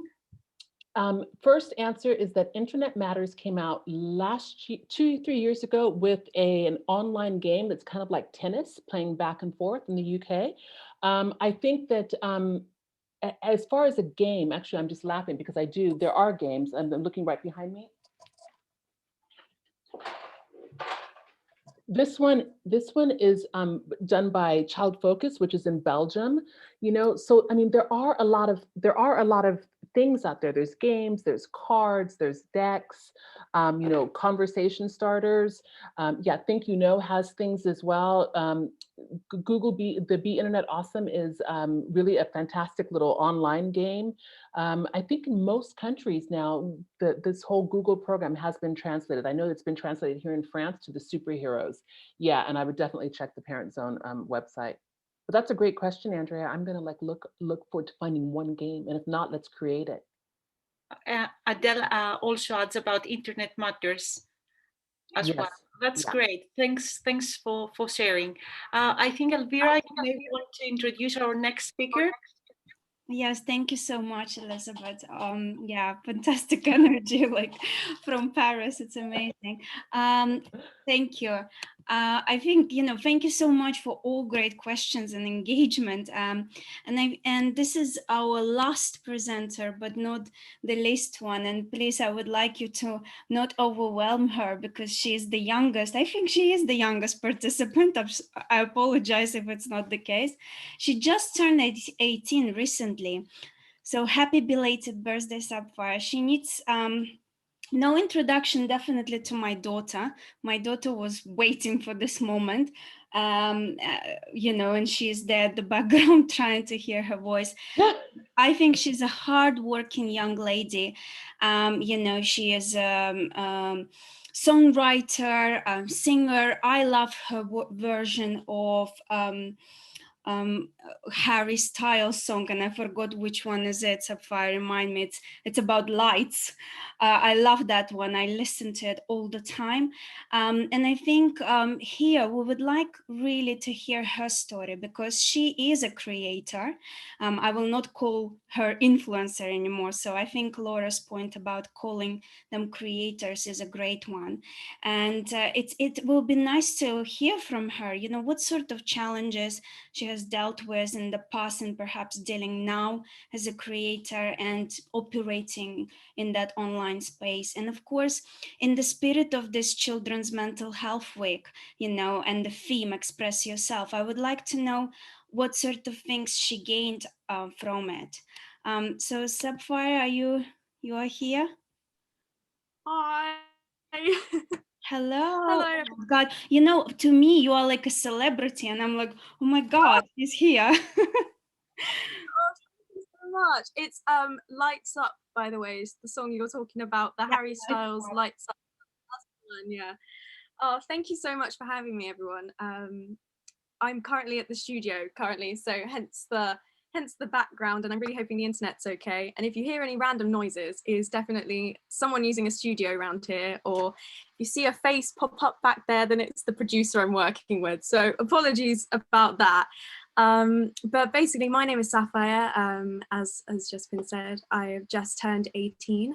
I'm a singer, songwriter, and creator, performer, and something I like to call myself, instead of an influencer, is an inspirator, if that makes sense. I like to inspire instead of influence, because I think it's so important that we are inspiring the next generation instead of influencing them and telling them kind of what they need to be and who they should be. I think it's so important that it's more of a, if I can inspire the next generation to do what they love, that's my dream come true, really. So kind of a bit of background of kind of how I became who I am now. And today I started YouTube when I was 7 years old. So I was tiny, and I released covers of all of my favorite songs on there. My mum was amazing. She noticed that I just loved to sing around the house, and I had been struggling with a fear of the stage for a really long time, ever since I was kind of about 4. Because loud clapping scared me. I hated loud noises. So my mum suggested, oh, let's film a video of you singing your favorite song, and how about we put it on YouTube? And I was elated. I literally drew a photo of what it would look like when I was on the screen. Like, I was so excited. And the first video got 100 views in like 2 days. So that was what we classed a viral video back in 2010. And that was the most exciting thing. And it just kind of went from there, really. I've done the most amazing things. I have performed at Wembley Arena twice. I've performed in Germany in front of 17,000 people 3 times. Once when I was 12 as well, which was absolutely crazy. I just recently got played on BBC, like Radio 1, which was crazy as well. And I'm currently working on a mini album, which is going to be released in the spring. I've also performed at a school tour in front of 10,000 kids, which was pretty immense. It was over kind of a 6-month period. We did 4 performances over 2 schools each day, which was really, really tough. It was hard to see so many kids going through so much, because social media has given, people that are unkind in ways, the ability to bully in real life and on the screen as well. So they can go to school and get bullied, and then they come away from it and they're being bullied at home through social media, which really scares me, especially when I went to primary schools, because the stuff that was going on at primary schools should not be happening. And that was really hard to deal with.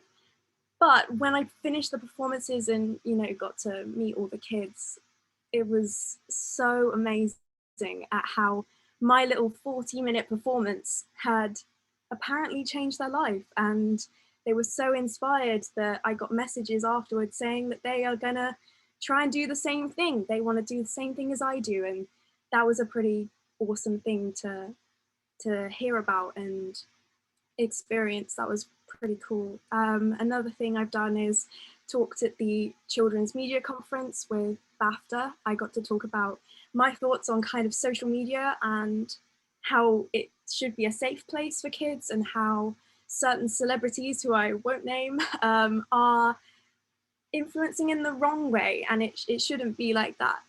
As someone who lives their life on social media, I've gone through a lot. I've been bullied since dot, because it just comes with the job, I guess. TikTok for me is the scariest place. You cannot get away from kind of trolls and things like that on TikTok. And their community guidelines don't make it easy to kind of delete stuff and report things. And I've seen some stuff on the For You page that should not be there. And it really hurts me, because my little cousin is 12 and she lives her life on TikTok. She literally spends like 12 hours a day. Like, it's ridiculous on TikTok, scrolling through the For You page. And the stuff I've seen, I do not want her to see at all. But yeah, it's a really difficult kind of thing to experience. It obviously has its benefits. Like, I've done the most amazing things thanks to social media. I have had the most incredible opportunities.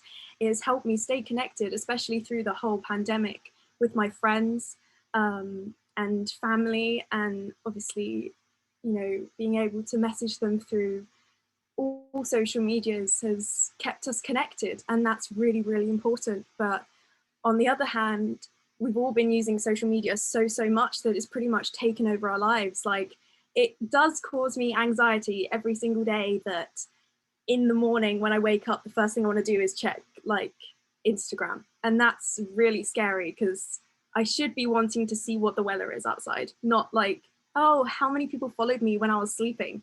Like, that shouldn't be my first thought, but it is. And that just kind of comes with what I do, because it's really important to me that people are still connected, that I'm still gaining followers, that I'm still picking up an engagement, that people are still interested in the content I'm creating. Because especially now, you know, I'm not like a full-blown Ariana Grande artist. I'm small and I'm growing and I'm learning every single day. And it's all about how many followers you gain and how many people like your music and how many people are liking your Instagram posts and seeing your tweets and viewing your stories. And it's scary how important that has become for me.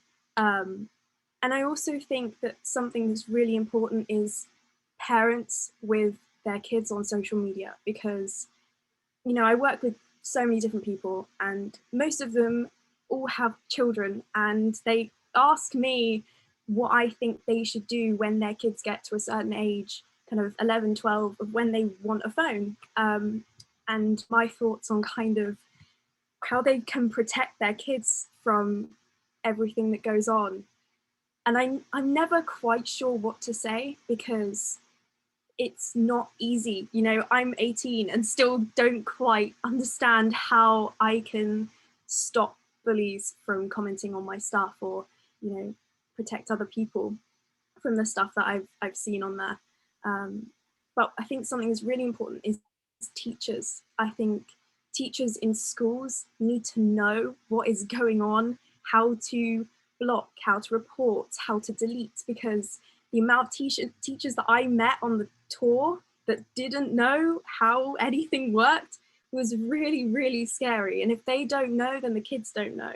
And that's something that I definitely think should be introduced even into schools. Like, they should do social media training with teachers, things like that. I think that would be absolutely incredible. I just think things like that are really important, and I want kids to grow up and just be the person they want to be, instead of being influenced by someone that they really shouldn't be influenced by. And I just hope that I can be someone that they can be inspired to be like, hopefully. Cross fingers. Thank you, Sapphire. Thank you so much for being so honest. And, you know, it's just amazing to hear from, what did you call yourself? Inspirator? Inspirator. Yeah, I love that. We have so many questions, actually. So, you know, Elizabeth is asking, how can young people help each other, you know, to understand well-being and authentic connections? What are your thoughts on that?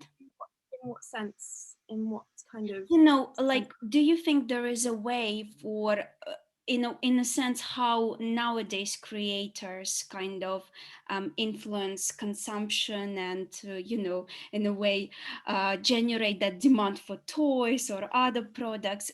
Do you think there is an opportunity for young people and perhaps inspirators to really get into this subject of well-being and things that, I guess, more emotional, more important in terms, they are not, you know, tangible, consumer-based, business-based?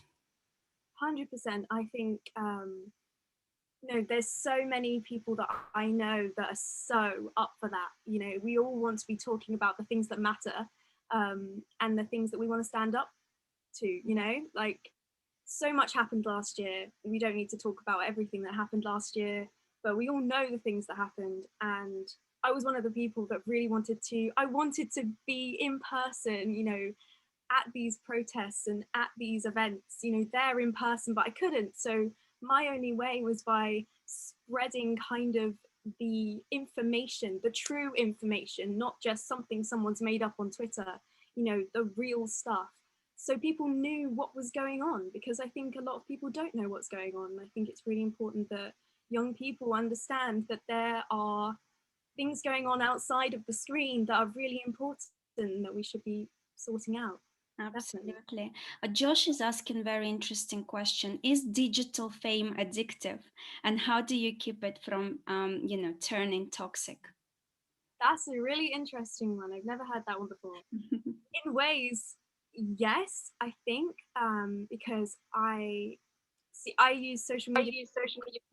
I kind of use it for my own personal use, and then also for business as well. But my Instagram, I only have one Instagram account, and that is literally kind of my personal and business at the same time, which is weird, because most people I know who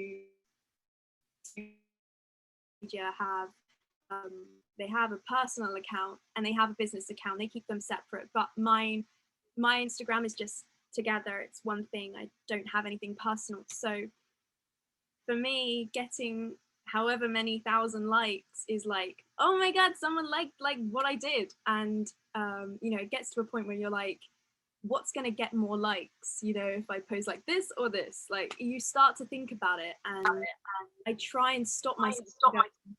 You're thinking too much now. You're starting to think too much. Like, you just need to post what you love, not what other people want. Just post about you and who you are. And I think people are really falling down a rabbit hole with it, really. I think people are starting to go, I need to dress this way, look this way, feel this way, be this way. And that's the only way that they're gonna. It seems that you're very self-reflective, and that helps you, isn't it, to go back to reality and understand what's important. There is another question from Tara. How do you manage to not obsess about followers and trolls? I mean, I guess in a way you at some point answered.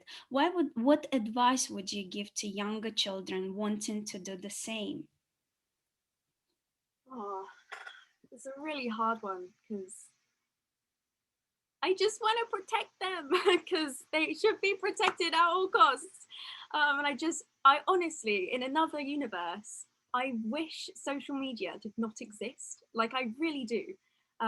Because kids should be playing with Barbies, not a phone. You know, you know, for me, I think the most important thing is knowing how it works. You know, the only way that we can protect young people from the dangers of social media and trolls and the feeling that we get when we get lots of likes and followers is by explaining how it works and knowing that people are smart, you know, and they make the notification number thing red because it looks like an alert. You know, they're trying to capture you so you come back for more.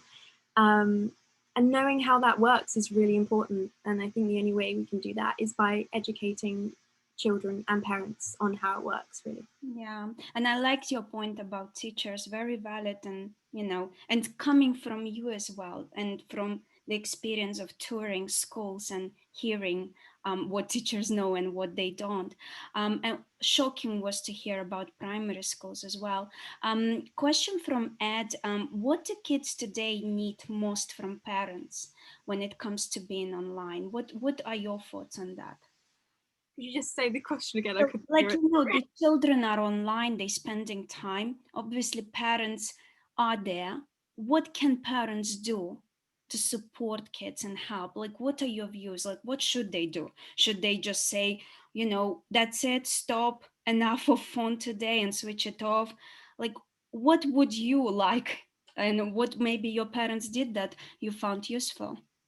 My parents have been there from the start for me. They know everything about social media. You know, they've worked with me along the whole way. You know, when I was younger, I was never allowed to look at, you know, the private messages. They looked after everything. You know, everything was looked after by them. I was never allowed to post without them knowing. I wasn't, you know, allowed a phone until I was 14. Things like that. You know, the little things are what matter. And I don't think parents should go, you're not allowed it, you know, you're not allowed to use it, because the child will only want it more. and they'll have that fear inside them of, what are my friends going to think if they know that I can't use, you know, an iPad or the internet and things like that. And I think it is important to get a balance, you know, make it, instead of, you know, seeing it as something that's restricted, you know, something that they can't have, see it as something that they can have, but maybe there's something else that's like more impressive, if that makes sense. You know, I feel like this thing here is too important in our lives, and we need to make sure that it's seen as not, if that makes sense. Absolutely, so wise. Oh my God. You know, everyone is calling for you to run for a prime minister post. So inspirator, think about that. Theodora, she is asking, if someone said to you that you could keep doing what you do with your music and art and still be well known, but you would never need to use social media again, what would be your reaction? Relief or sadness? You know what? I honestly I would party until life ends. Like, that would be the best thing in the world. I honestly can't tell you enough how much this, like, it stresses me out. Like, social media on a whole, it has its benefits, but it also has its downsides. And if I could make music without it, that would be the most amazing thing. But, you know, life is moving so fast. And things that are popular today won't be popular tomorrow. That's the thing. And you just got to remember that trends end. And, you know, Facebook 10 years ago was the thing, and now it's TikTok. You know, it moves so quickly. And I hope that one day phones will go in the bin and we'll be back to listening just to vinyl, cassettes, CDs, and actually spending time with one another and socializing normally. I mean, you know, Sapphire, this was incredible. I have to say, you know, this is why I love being in university and being academic, because actually talking to young people and understanding how everything is okay and they are just super duper. I mean, I wasn't like you when I was 18. We just would like to say thank you so much for being so honest. And I mean, probably you totally change our views on creators, inspirators. I mean, not all of them probably inspirators, but you are. And thank you for that honesty and for sharing your views. I mean, something for us to think about and to, you know, take away. We really appreciate your time. Thank you so much for that. Thank you so much. Oh God, I mean, she's What can I say? You know, I think everyone was captivated by your words, Sapphire. And honestly, as a parent, I hope that my girls will be as mature as you are when they're 18. You're 18, successful, popular, and you still self-reflect on your experiences, on your all, and you know you want to make a difference. So I would love you to come around schools and talk to children and inspire them, please. That would be amazing. Honestly, that means so much to me. You're honestly going to make me cry. Just knowing that what I've said has had, you know, an impact or something just means a lot. So thank you so much. Thank you. Thank you so much for being so honest and so brave, you know, to share personal experiences with us. No, thank you so much. Thank you. So now we are on the very last part of our virtual event, and it's our discussion panel.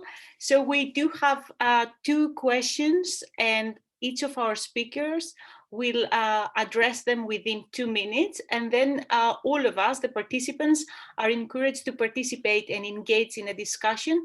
So please raise your hand via the participant tab if you would like to contribute, or simply put your thoughts in your chat. So our first question is, engaging with influencers' content. Elvira, maybe we need to change the word now, creators or inspirators? Okay, I agree. What should families and children know to keep this interaction healthy? Laura, would you like to start? What are your views?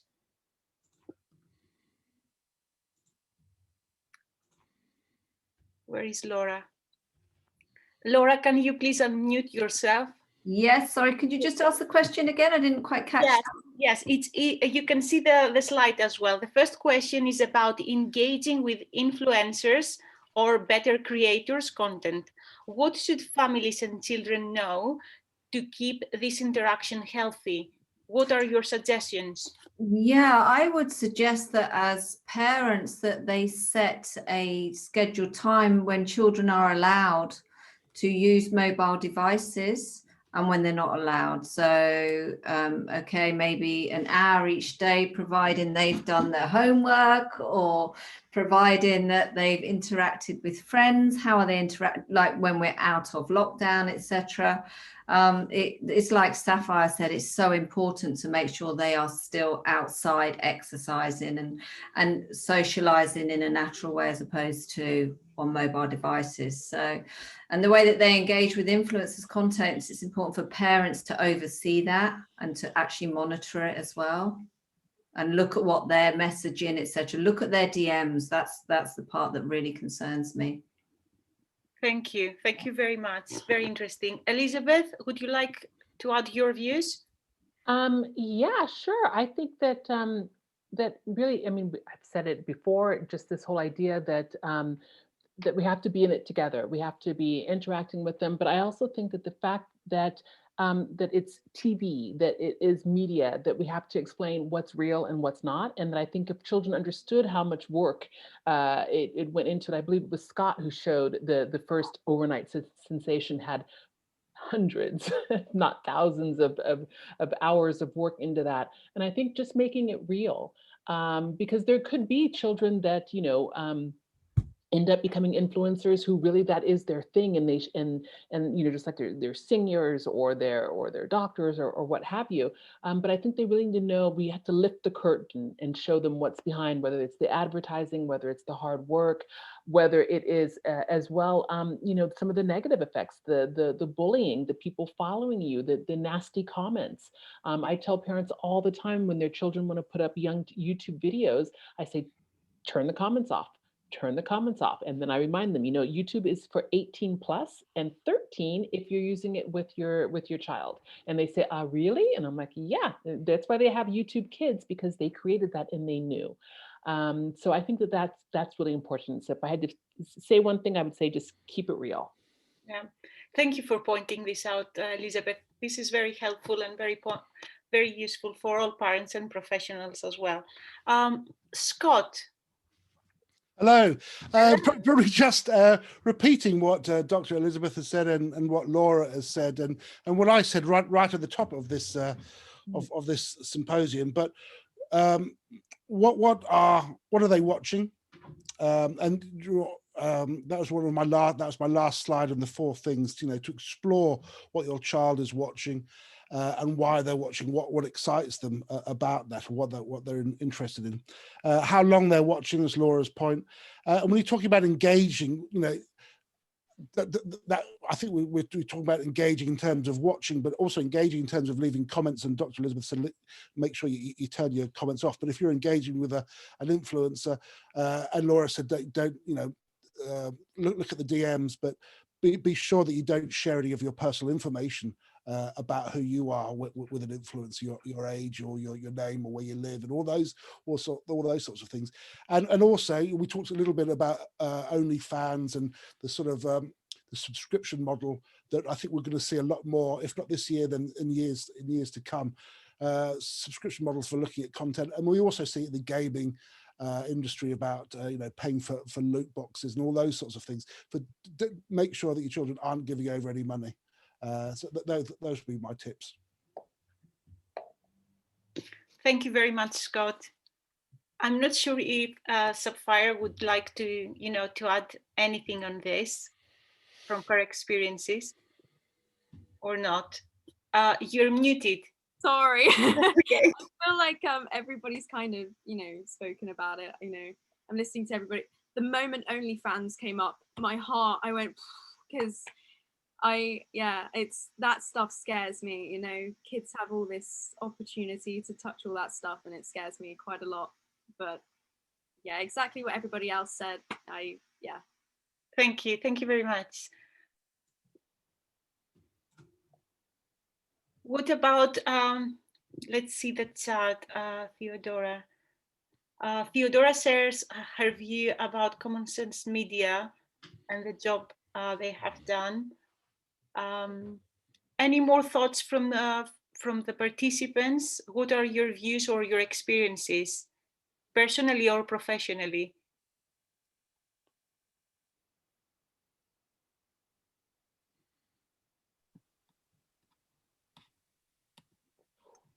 I think I made the point about just getting involved with like digital hobbies that kids have.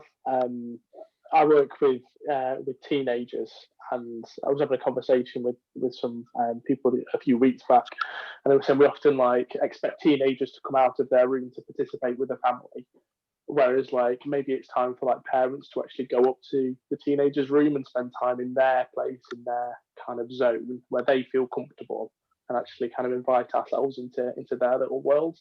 I think doing that in a digital realm as well, and rather than expecting them to come and join us all the time, if we were to join them in their digital hobbies, I think that could be a really, really positive step forward for parents and professionals to do. Thank you, Josh. And may I share with the audience that you're working in a college, so your views are coming from experiences with young people. Thank you so much. Yeah, absolutely. Yeah, that's fine. Thank you, everyone. I think we can, if there are no more views on that, we can just Elvira, sorry to interrupt, but Shirley has put her hand up, and we do have 1 more minute, if you don't mind. Okay, so hi everybody. Hello. It's really interesting because I work as a safeguarding social worker. So I've put on the chats. I mean, it's a really interesting conversation, and I think it needs to be taken further because I worry about the vulnerable children that I work with and being online, and what parents are not aware of what they're being exposed to. So I can just advise that if something feels uncomfortable or looks uncomfortable, when you know you're walking past a child online or anything like that, then actually parents need to be acting on it, because although the chat is good and I understand that the audience that this might be tailored to, I worry about, you know, the audience that it's not tailored to as well. Does that make sense? Absolutely, such a great point. You know, I think, was it Elizabeth or Vicky also mentioned, you know, this whole digital divide and the fact that there could be parents who don't have technologies, but their children have access to, and there are different types of families, isn't it?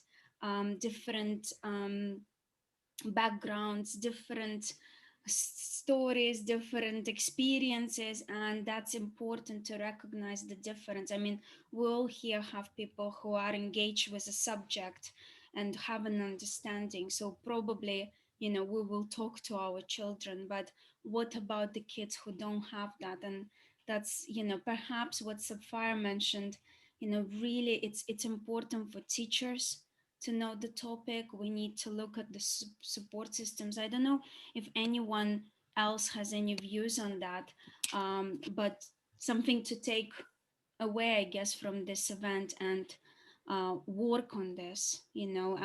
And Adele says, yes, Shirley, schools are key in that area. And I guess working with schools, you know, people like Elizabeth, organizations like Parents On, they are key to connect with schools and take it further. What about you, Shirley? What are your thoughts on that? You know, what do you think we could do? I think that I was just writing in it actually that the way that we like as parents play into that, like advertising, and you know we promote that by buying things as well. We need to be really mindful that actually, you know, some of the things that we don't see as parents, children will see differently as well. And I'm really concerned about the way that children are now being like portrayed in the media as sexual objects and things like that. So it's really huge. It's a really huge thing, and it is really concerning. And you know, I've got a number of young girls that I work with, and they're playing into this as well, and they're really, really vulnerable, and I do really worry about it. So a lot more work needs to be done, a lot more. Absolutely. Absolutely. And I guess also we need to empower these young people and children, isn't it? Not always think there are parents who can do it, but actually give them tools, right tools to safeguard themselves. And I guess the digital resilience is an important thing because people can develop it as well, especially now with the amount of content available and learning you can do and reflection. Is just the right access to the right information, right support, isn't it? Thank you so much for this. We really appreciate, also sharing the experiences from your professional work and kind of taking that point on board. As researchers, we would go and dig deeper into that. We have our second question. I do apologize to move on now. It's our last second question for the panel. I guess first we will start with the panel, and then of course we would love, just like with question one, for the audience to tune in and express their views. The second question is blogging and vlogging. Now we decided we call it creating content and also inspiring. Should we encourage children's interest and skills development in content creation and sharing? I mean, considering the fact that many jobs will be about digital skills in future, and if we are to encourage, what opportunities, if any, does it offer? And I think we will start this time with Elizabeth. Elizabeth, what are your thoughts on this? Just threw me under the bus. Just threw me under the bus. No, it's okay. I'm ready. But first, because I've been writing in the message to Sapphire saying, please, we have to do a TikTok video, but she's not responding. So I'm like, come on, I only have like three followers. I'm sure I'm just kidding, Sapphire. But I am going to like share the picture that I took with my sons. So to answer the question about blogging and blogging, of course, I think we can encourage the interest, but I mean, I think that it's like, a child wanting to do ballet or learning a guitar or wanting to code. Yeah, thanks, Elvira, much later. Is that I think that, we should present them with these opportunities, and that's it, and not push. And that, unfortunately, is where we've seen a lot of problems in the United States, is the parents wanting to monetize, and for me, that also becomes the issue. I tried getting my boys to play the piano. It lasted for about a week, and then the guitar, and I think that it's this sort of thing where we have to just encourage their interest for everything. And as far as the jobs of the future, we have no idea what they're going to be. It may not even be that they need digital skills. They might just need to understand what's fake and what's not, because everything online, it'll be blurred. That I don't know, but I think that anything where we can encourage our children just to be the best that they can be, you can't go wrong with that. Absolutely. I can't disagree with that. Laura, what about your thoughts? I mean, you are coming from that industry, and I think definitely the right person to ask. Well, I actually echo what Dr. Elizabeth has just said as well. If it brings the best out in your child, then of course, let them express their skill set via content creation. However, don't ever force them. And a lot of the times it is the parents wanting their child to do this. It's like wanting your child to be a footballer, etc. But you just can't force them. And does the child actually realize how much hard work is involved? Because being a blogger and a vlogger is very hard work, especially if you do become a big creator. Hours of video and thinking up what could we vlog, storyboarding, etc. So it's not all it's cracked up to be. I assure you, it's hard work, and maybe children need to be advised of this as well. Absolutely, very great point. I think something really to take away, isn't it, for the industry side, that there has to be more awareness amongst children about what it's like to be an influencer. You know, it's not that easy. And I guess the last not least, Scott, what are your views in addition to what has been said? My view is yes. I think you should be encouraged, but within safe parameters. So as a qualified yes. I think, you know, as influencer marketing or being a content creator teaches you a lot of transferable skills. It's about, in essence, it's about storytelling, and whether that is words or whether that was images or whether that is with audio, with sound only, it's storytelling. And storytelling is, you know, is part of humanity. It separates us from beasts, you know, way back from cavemen. So yes, I think it should be. And it shows you, it teaches you different skills as well in terms of videography or writing skills, and post-production, and editing skills, social media management skills. It could teach you business skills, but has to be within the self-confines of a family unit, not just going off and doing it yourself. I think in terms of, and just sort of kind of echoing but building on what Laura has said before, but you know, the ownership of content. You might want to be doing it when you're one age, and Laura was talking about one of her creators that she manages now is 13, so doesn't want to be doing that but wants to be doing something else. So you know, just so not compartmentalizing the child into just doing one thing, and allowing the career to grow, and the change, the change in content to grow. And also, you know, if coercion is a bit too hard, but I think they can be overly pushy parents as well. I think we're just going to be safeguarding for that. And then the last point is resilience, and that's kind of just echoing. I mean, there can be a lot to be learned from this, because it's not a get rich quick, it's not overnight success. And I said flippantly, you know, Mr. Beast has been 8 years creating an overnight success, but remember, it took him 100 videos to get 1,000 subscribers. Now he's got gazillions of subscribers, but it took him a long while to get there. Absolutely. And to echo what you said, Laura and Elizabeth, Kate is saying it's important to filter, you know, this vlogging desire of a parent as opposed to of a child.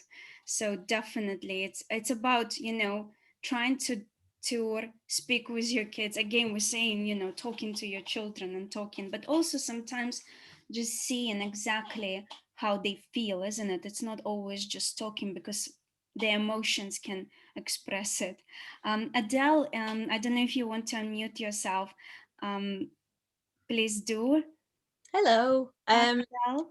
Yeah, I'm just saying there that I mean, blogging and vlogging can just be amazing. Even if you learn new editing skills, you learn, you know, there's a lot to learn rather than just coming up with the content. There's all the, you know, photography, that kind of thing when kids are older. I just put on there that my daughter, this is years ago, I mean, she's 17 now. She started her own YouTube channel because she was a big Zoella fan. And you know, we used to record them. You know, I would edit them, put them up and there. And then when she started secondary school in year 7, she started, you know, people sort of started saying things and saying, oh, I've seen you've got a YouTube channel, you know, all that kind of thing. And she deleted the whole channel. She deleted everything. And then, so we talked about it, and I was obviously like, oh, that was, I mean, I've obviously got all the videos still, but I was thinking, oh, that was such lovely content. And but you know, now she's grown older, she's now 17, she's always been a gamer, she's always been a gamer girl. So she's now talking about doing her own gaming channel, which is great, because again, that will teach, you know, screen recording, editing. There's a lot of skills behind them. It's just got to be managed properly. And parent envy is a really big thing. You know, I've seen Tiana's house. You know, it's a big house, and it's like, oh, I would love to live in a house like that. So I think that's got a lot to do with it. Parents, pushy parents, definitely. Definitely. It's interesting. I kind of can resonate, because in the beginning, when my daughter was small, she wanted to create content, but actually when we started, and she saw how much time I'm spending on creating this 3-minute video and editing it, suddenly she was the mature one, you know, when she was 5 years old, said, you know what, shall we not do this? It's just too much work. And I think, you know, sometimes it's important to show to children how much work it involves. So definitely. Any other thoughts on that? I just got one there, Elvira, as well. I think majority of the time when you look at social media, one sees a lot of positive posts or positive stories if it's content on YouTube. And in reality, their lives aren't always like that. You know, they paint this wonderful, fun picture. They're having a great day out or doing something really exciting. Well, we all know in reality that life isn't like that. And like Shirley just mentioned, and I'd love to have a chat with Shirley on a one-to-one basis about how maybe we can help her as well, because that is a concern about vulnerable children, because they're not having that life. And how can we help them all have that life? So, you know, one has to be mindful with children that when they're looking at social media, life is not that reality on social. Oh, absolutely. And I think, honestly, Shirley's point was absolutely spot on. It's something we need to be mindful of. And hopefully, you know, we can all connect and see what can be done and make an impact as opposed to just talking. Yeah. I'd love to have a chat with Shirley. Absolutely. I will share, Shirley, if you don't mind, I will kind of connect you via email. Yeah. And even, who knows, even some of our creators might be able to help those vulnerable children.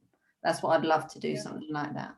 Absolutely. I also just say with what Laura just said is I remember seeing this one thing that helped literally change my life on social media, which was remember that everything that people post on social media is their highlight reel. And Correct. that, you know, I was like, yeah, just cut out all the bad bits and just put up like the best. 100% Saf, yeah. Me, always. Yeah, really good point. So true, you know. Yeah, I do that when I filter my photos on Instagram. I have to admit. Okay, I think if there are no, oh, Maria says, could any of the speakers please comment on what can be done to stop the online bullying culture? I mean, a tough question, isn't it? But maybe your thoughts, quick thoughts on that, if anyone has. Yeah, I'll go ahead, Elvira. So I worked on a project for the European Commission, and we looked across 6 countries, and we were looking at 11 to 14-year-olds with bullying. And we were trying to teach them social and emotional learning, right? And resilience and all of these great things. And what we realized, this was 2014, 2016, what we realized was that 11 to 14 was too late. We need to teach our children to be kind when they are 3 years old. This is what they do in Denmark. They're teaching social and emotional learning at 3 years old, and that is what makes the difference. Why the Nordic countries are always voted the best place to live, happiest place to live, etc. I don't know if it's true, I can't say that, but it really, there is this idea that we need to teach our young people how to be kind.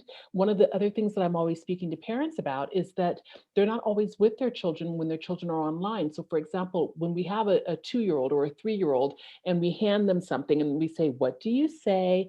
We give them prompts. But when they're online, we don't give them prompts, you know, oh, that person just sent something really snarky. What do you say? We don't do any of that, and the children are left on their own. So that is just my quick 2 cents, Maria. I wish there was something that we could be done. As somebody who has double nationality, because I always say that I'm French when we're talking about the former American president, is that, you know, that whole bullying online, it was just, you know, he just couldn't help himself. He always had to say something horrible. And, you know, when you see that coming from the top, that's what people think that they can act like. And that too needs to stop. And I'm French. You know, here is just so to the point. Sure. Oh, sorry. I'll just tell Maria, I'll send it to you. Let me see if I can't put a link in right now. Okay, hang on. Go ahead, Elvira, sorry. Anyone else? I mean, if not, I think we need to move towards the end because, you know, this was incredible and we can just keep talking and talking clearly.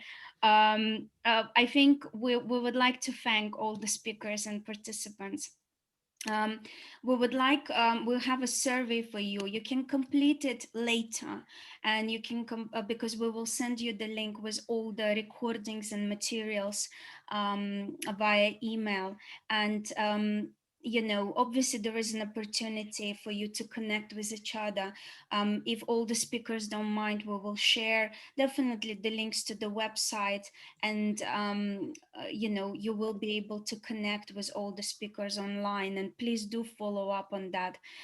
In the survey, you can actually tell us what should we do after this, and it's another way for us to connect and we can follow up again. So please, if you are passionate and that's what we need, do tell us. We would like to work with you, you know, surely work on some projects that really can deliver impact. And again, you know, I will exchange contact details of Laura with you. I would like, you know, to thank our team, our wonderful team, Layla and Talia, you know, who we introduced. They are there behind the scenes, and Layla was talking at the beginning, for all the hard work. We couldn't do this without them. And also personally, I would like to say thanks to Constantina, my partner in crime. I couldn't do this event without you. Thank you, Lyra. I really enjoyed working in the preparation of this event with you. I learned a lot because I'm coming from a different area and different perspective. I'm not very into technology. I may need to start playing video games after this event. And also I'm coming from a psychology background. So I learned a lot from you. I learned a lot from Layla and Talia, our wonderful students. And of course, I learned a lot today from all our speakers and all the participants. Thank you so much for sharing. And I feel that I learned a lot, not only as an academic, but as a mother as well. So I'm very grateful about that. Please stay in touch with us, and of course, connect with our speakers.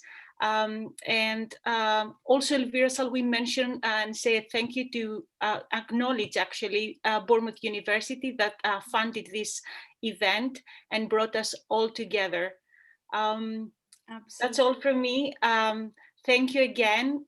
Stay safe, stay healthy, and of course, stay positive as well. It was a pleasure to meet you today.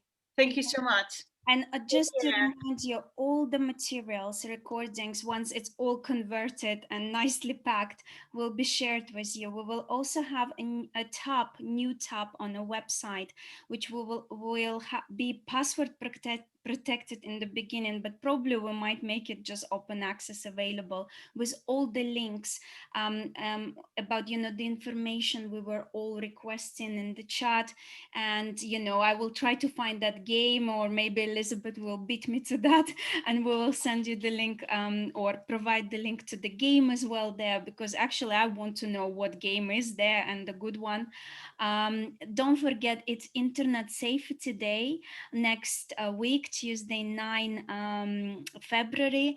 And I think maybe it's a day, you know, to chat with your kids about it and, you know, make them aware what it is about. But like Vicky said, it's not always about no to internet. It's about yes to internet and being, you know, healthy and keeping yourself safe there. So that's what I guess we need to learn to do, and I guess pass it on to our children. Thank you so much to everyone. Thank you for spending this evening with us, and I hope you all have safe, healthy February, the rest of the year, and God knows next year we could do this in person. Fingers crossed. Thank you so much, everyone. Thank you. Bye now. Bye. Thank you. Bye. Bye, everyone. Thank you.